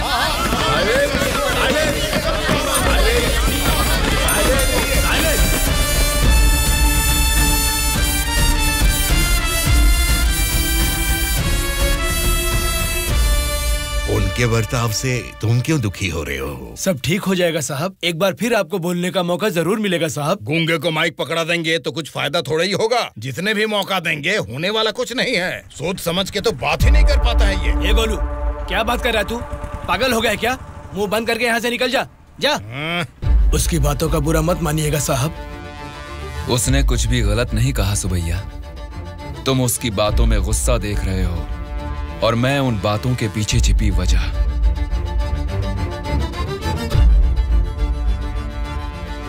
महोदय, हमारे चुनाव क्षेत्र में सारे संसाधन हैं, लेकिन उन्हें कैसे इस्तेमाल करना है हमारे लोग ये ना जानने की वजह से पीछे रह गए हैं। इस बारे में सरकारी पार्टी को कई बार विनती करने के बाद भी वो लोग फंड्स अलॉट नहीं कर रहे हैं। अगर ऐसा ही रहा तो हमारे चुनाव क्षेत्र की जनता हम पर भरोसा कैसे करेगी? बोलिए महोदय।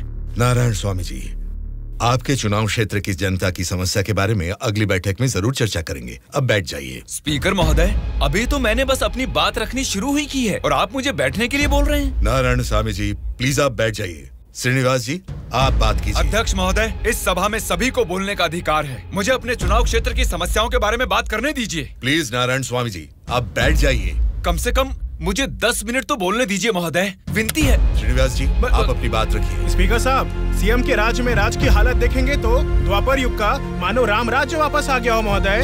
बात मैं नहीं कह रहा हूँ, स्वयं जनता जनार्दन बोल रही है महोदय। स्पीकर साहब, राम ने राज किया त्रेता युग में, द्वापर युग पाला है श्री कृष्ण जी ने। पहले ठीक से इतिहास तो जान ले, फिर बात करें। बोला था ना, गूंगे को माइक थमा देने से कुछ नहीं होने वाला। देख लिया, नेता तो ऐसा होना चाहिए जिसके सदन में बोलने से सब थर थर कांपे, सबकी धज्जियां उड़े, जरूरत पड़े तो वो लड़ने पे आ जाए। ये सारे गुण होते हैं सदन के नेता के। और हमारे इस नेता को देखो, इनमें एक भी ऐसा गुण नहीं है। हम सभी लोगों ने अपनी पढ़ाई लिखाई बंद करके आपको इलेक्शन जितवाया था। किस लिए? ताकि हम सब लोग बेरोजगार बैठे रहे, कुछ ना करें। लेकिन आपको देख के तो लगता नहीं है कि आप हमारी समस्याओं को दूर कर पाएंगे। ऐसा बोल रहा हूँ बोल के कुछ गलत मत समझिए। असेंबली में गला फाड़ के चिल्ला के बात करने वाले को ही नेता बोलते हैं। एक जुझारू नेता ही हमारी समस्या को सुलझा सकते हैं। एक सलाह देता हूँ, एमएलए पद से ना आज ही इस्तीफा दे दो। भद्राचल के चुनाव क्षेत्र के एमएलए नारायण स्वामी जी को बात करने के लिए अनुमति देता हूँ। अध्यक्ष महोदय, हमारे चुनाव क्षेत्र के चारों ओर पानी ही पानी है, लेकिन एक घूंट भी पीने लायक नहीं है महोदय। वहाँ के लोगों की स्थिति बहुत खराब है महोदय, जरा उनके बारे में कुछ सोचिए। और सिर्फ एक यही समस्या नहीं है साहब, शिक्षा, चिकित्सा, रोड, मैं तो कहता हूँ पूरा क्षेत्र समस्याओं ही समस्याओं से भरा है महोदय। इसीलिए मेरी आपसे विनती है कि अध्यक्ष महोदय, नारायण स्वामी जी के चुनाव क्षेत्र में सिर्फ और सिर्फ जनता को ही सारी समस्याएं हो रही है, लेकिन इनके राज्य में सरकार बनाने वाली पार्टी के गुंडों की वजह से वहाँ के जनता की जान जा रही है। अध्यक्ष महोदय, सत्ता इनके हाथ में है और पैसे बनाना ही इनकी पार्टी का मकसद है। दरअसल सत्ता में रहकर इन्हें अपनी दारू की दुकानें चलानी है और सारा इल्जाम हम पे थोपना है। अध्यक्ष महोदय, हम सिर्फ दारू की दुकान ही चला रहे हैं साहब। ये विपक्ष के लोग जब सत्ता में थे तब सीधा ब्रोथेल हाउस ही चला रहे थे। हाँ साहब, ये सही कह रहा हूँ मैं। जरा उनको देखिए, बोलते कुछ है, करते कुछ और है। देखिए सर, ये कैसी बातें कर रहा है, कितना गिरा हुआ आदमी है ये अध्यक्ष महोदय। Silence, silence. मैंने क्या गलत कह दिया अध्यक्ष महोदय? ये रमा देवी कौन है, क्या चरित्र है इनका? एक जमाने में रेड लाइट एरिया में उन्होंने क्या गुल खिलाए हैं सब जानते हैं।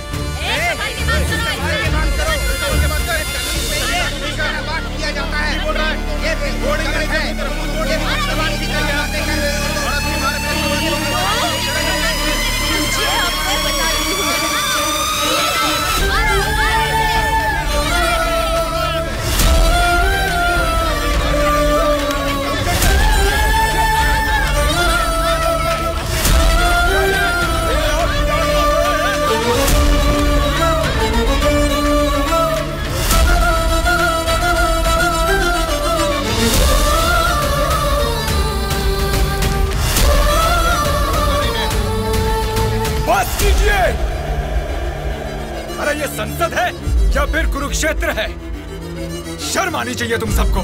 सरकारी पार्टी को जवाब देना है, विपक्ष की पार्टी को सवाल करना है। आप सब देखिए क्या कर रहे हैं। क्या इसीलिए जनता आप लोगों को जिता के यहाँ तक भेजती है?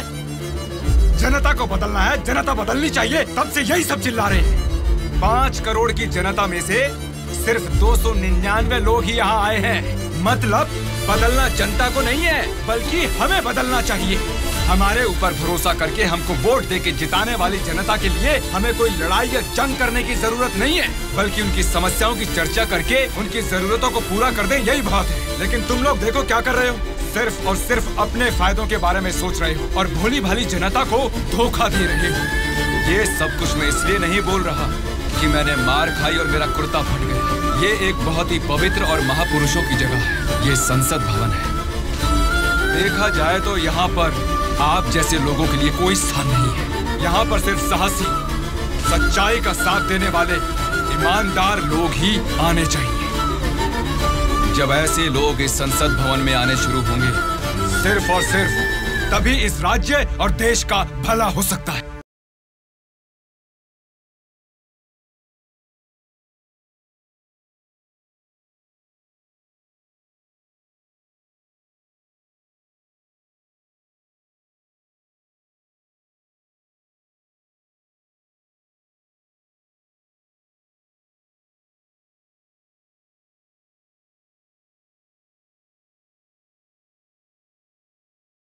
उदास क्यों हो आप?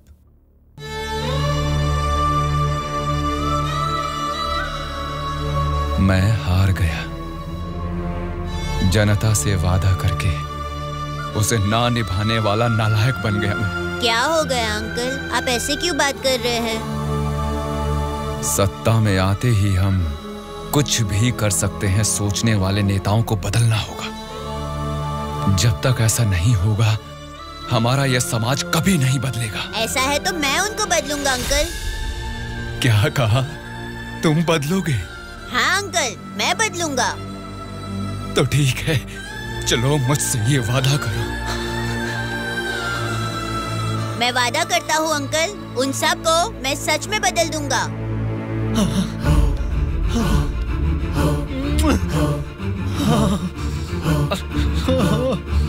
बदलना है, तुमको ही बदलना है, तुम ही बदलोगे।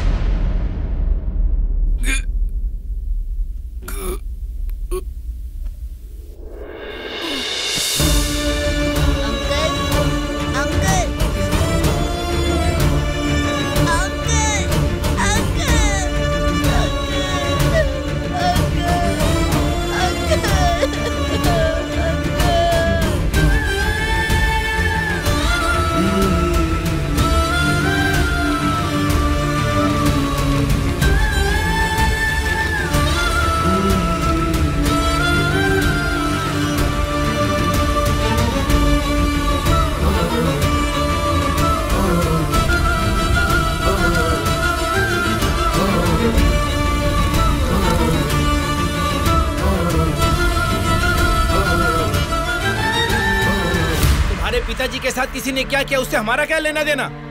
हम लोग जनता की सेवा करने वाले हैं, हमें यहाँ बुलाकर तकलीफ देना ठीक बात नहीं है। जनता की सेवा? क्या जनता की सेवा करते हैं आप लोग? एक एक करके बताइए। हर महीने बुजुर्गों को राशन मिल रहा है, और यही नहीं, अपाहिजों को हर महीने पेंशन दिया जा रहा है, बेरोजगारों को बेरोजगारी भत्ता दिया जा रहा है। इतने अच्छे काम कर रहे हैं, ये सब सेवा नहीं है क्या? जनता की सेवा करने का मतलब टाइम पर राशन का चावल और दाल देना है क्या? नहीं ना। 20 साल के लड़के को बेरोजगारी भत्ता क्यों देना? वो मेहनत नहीं करेगा क्या? 2 एकड़ जमीन वाले किसान को राशन क्यों देना? वो फसल उगा नहीं सकता क्या? आप लोगों की मेहनत करने की काबिलियत को मारकर उनकी पैदावार करने की क्षमता को बुरी तरह कुचल रहे हैं। जिस दिन आप लोग जनता को मुफ्त की चीजें देने के बजाय उनको ये बताएंगे कि मेहनत करना ही बेहतर है, उसी दिन आप लोग जनता की सच्ची सेवा कर पाएंगे सर। मतलब हम पर बिना यकीन के जनता हमको जिता रही है। आपका नाम मारुति राव है ना? हाँ हाँ।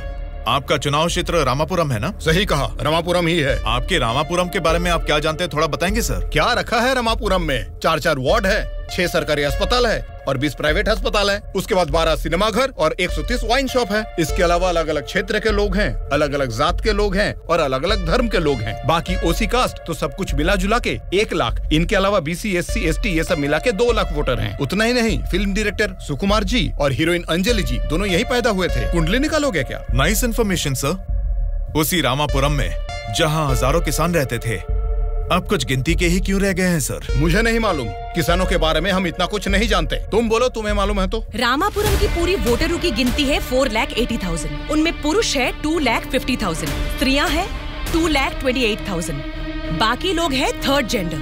वहाँ बारिश और पानी की सुविधा ज्यादा होने के कारण धान और गन्ना जैसे फसलों के लिए वो जमीन अनुकूल है।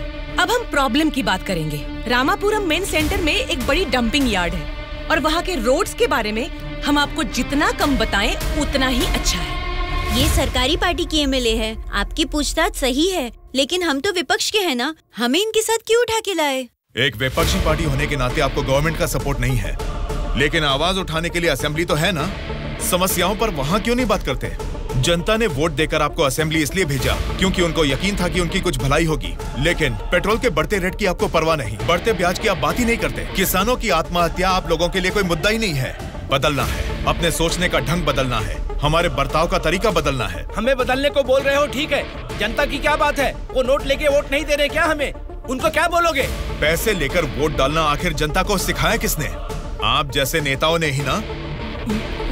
वोट पर नोट की आशा रखने वाले ही नहीं हैं, वोट का इंसाफ चाहने वाले लोग भी हैं। आप क्या करते हैं? ऑटो चलाता हूँ। तो फिर ये पोस्टर क्यों चिपकाया है? नारायण के लिए इतना भी नहीं करेंगे तो अच्छा नहीं लगेगा। ऐसा क्यों? नारायण जी से आपको इतना लगाव किस लिए? वो हमारी तकलीफों को समझता है वो सत्ता में आएगा तो बहुत लोगों को काम मिलेगा, हमारे गांव की तरक्की होगी। इतना भरोसा है? बिल्कुल भरोसा है। अगर उसने वादा कर दिया तो करके ही दिखाएगा। जब हमारे एमएलए चिनकोटा जी को अरेस्ट किया गया था, मेरे पति ने उनको छुड़ाने के लिए धरने पर पेट्रोल से खुद को जला लिया था। तो चिनकोटा जी ने क्या किया था? वे बोले थे कि सरकार में आते ही बात करके पैसा दिलाएंगे। मिला क्या? उन्होंने जबान दिया था। वादा तो वादा ही होता है ना। आपके दिए गए वादे जनता के सामने सिर्फ कहानियां बनकर रह गई हैं। कम से कम अब तो बदल जाइए। पार्टी बदलने के एजेंडा जैसे नहीं, जनता की तकदीरें बदलने वाले एजेंडा बन जाइए। अगर अब भी आप लोग नहीं सुधरोगे और ऐसा ही करते रहोगे तो यहां से कोई भी जिंदा बाहर नहीं जाएगा। सूर्या, इनको समझाने का कोई फायदा नहीं है। ये लोग ऐसे ही रहेंगे। मेरी बात मानो, सबको मार डालो। अरे रुको भाई, रुको। ब्रदर, अगर आपको मारना है तो हमें मार दीजिए, लेकिन मरने से पहले हम सब बदलना चाहते हैं। हमको एक चांस तो दीजिए। इतने दिन जनता के पैसे कैसे लूटना है यही सोचते थे। अब एक मौका दे दो हमें। जनता के पैसे को जनता तक लौटाना है यही सोचेंगे। अब उस नारायण स्वामी के सपनों को हम सच करके दिखाएंगे। उसका नाम है सूर्या। ऑलरेडी एक मर्डर केस में वो सजा काट रहा है। सत्ताधारी पार्टी की सपोर्ट से वो जेल से बाहर निकला है। बहुत शातिर है वो। बड़ी होशियारी से वो दोनों पार्टियों के एमएलए को किडनैप करके लेके गया है। उसका प्लान क्या है, उसने क्यों किडनैप किया है, उसके सिवा और किसी को पता नहीं है। समझ गया सर। वो जहां भी हैं, सब एमएलए को सेफली लाने की जिम्मेदारी मेरी।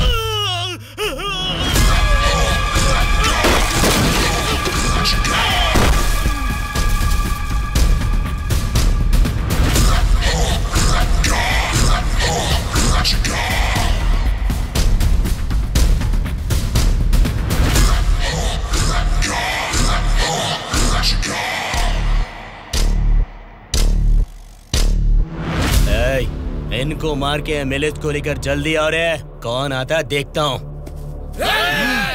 रुक जाओ।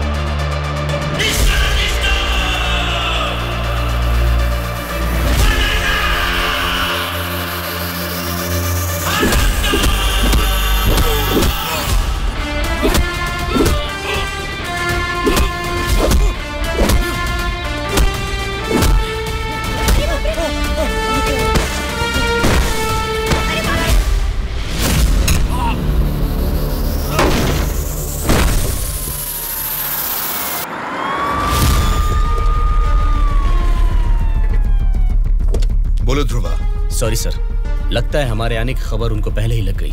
What? हाँ सर, जब तक हम पहुंचे वो सब एमएलए को लेकर यहाँ से चला गया। तो अब क्या होगा?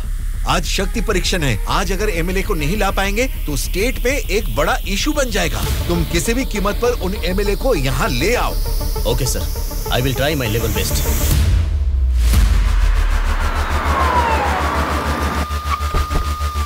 ये लीजिए मैडम फाइल, सबके दस्तखत हैं इसमें।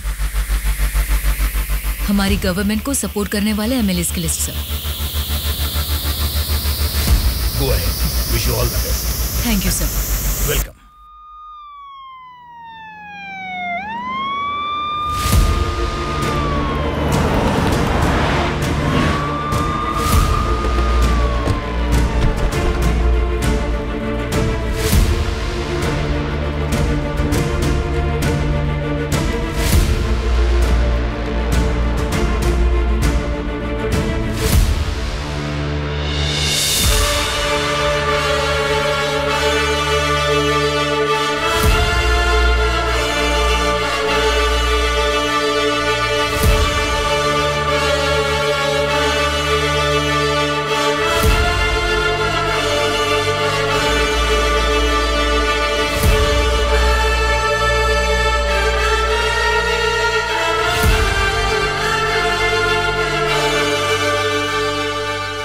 राज्य में पहली बार महिला चीफ मिनिस्टर बनने के लिए कांग्रेचुलेशंस श्यामला भारती जी।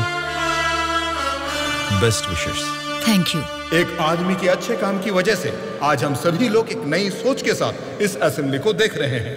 ये बात तो हमें मानना ही पड़ेगा। ये सदन पवित्र मंदिर जैसा है। इसकी गरिमा के लिए हमें सभ्य बर्ताव करना ही पड़ेगा। सबसे पहले मैं विपक्ष पार्टी से दरख्वास्त करूंगा कि उनके पास जनता की जो भी समस्याएं हैं उसका जिक्र इस सदन में करें। अध्यक्ष महोदय, असेंबली का सत्र चालू होने का आज पहला दिन है और पहले ही दिन विपक्ष पार्टी के सदस्यों को पहले बोलने का मौका देने के लिए मुख्यमंत्री जी को, स्पीकर साहब को मेरी तरफ से और मेरी पार्टी की तरफ से धन्यवाद देना चाहूंगा। पिछले 2 सालों में कोरोना महामारी ने जनता के जीवन को अस्त व्यस्त बना दिया है। जनता के स्वास्थ्य के बारे में अब समय आ गया है कि हम जाग जाएं। उसके लिए गरीब लोगों को इंसाफ दिलाने के लिए सारे विपक्ष की तरफ से मैं प्रार्थना करता हूं। इस मुद्दे पे मैं राज्य के मुख्यमंत्री श्यामला जी से दरख्वास्त करूंगा कि कुछ बोलें।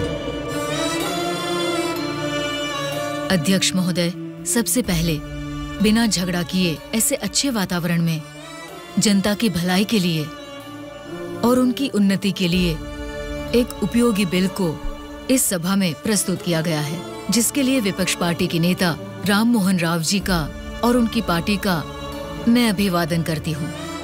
आम जनता को भी बेहतरीन इलाज मिल सके, फिर चाहे वो 10 रुपए का हो या फिर 10 लाख का, उनको मिलना चाहिए। इसी सोच को आगे बढ़ाते हुए आप सबके समक्ष इस फाइल पर मैं सबसे पहले दस्तखत करती हूँ।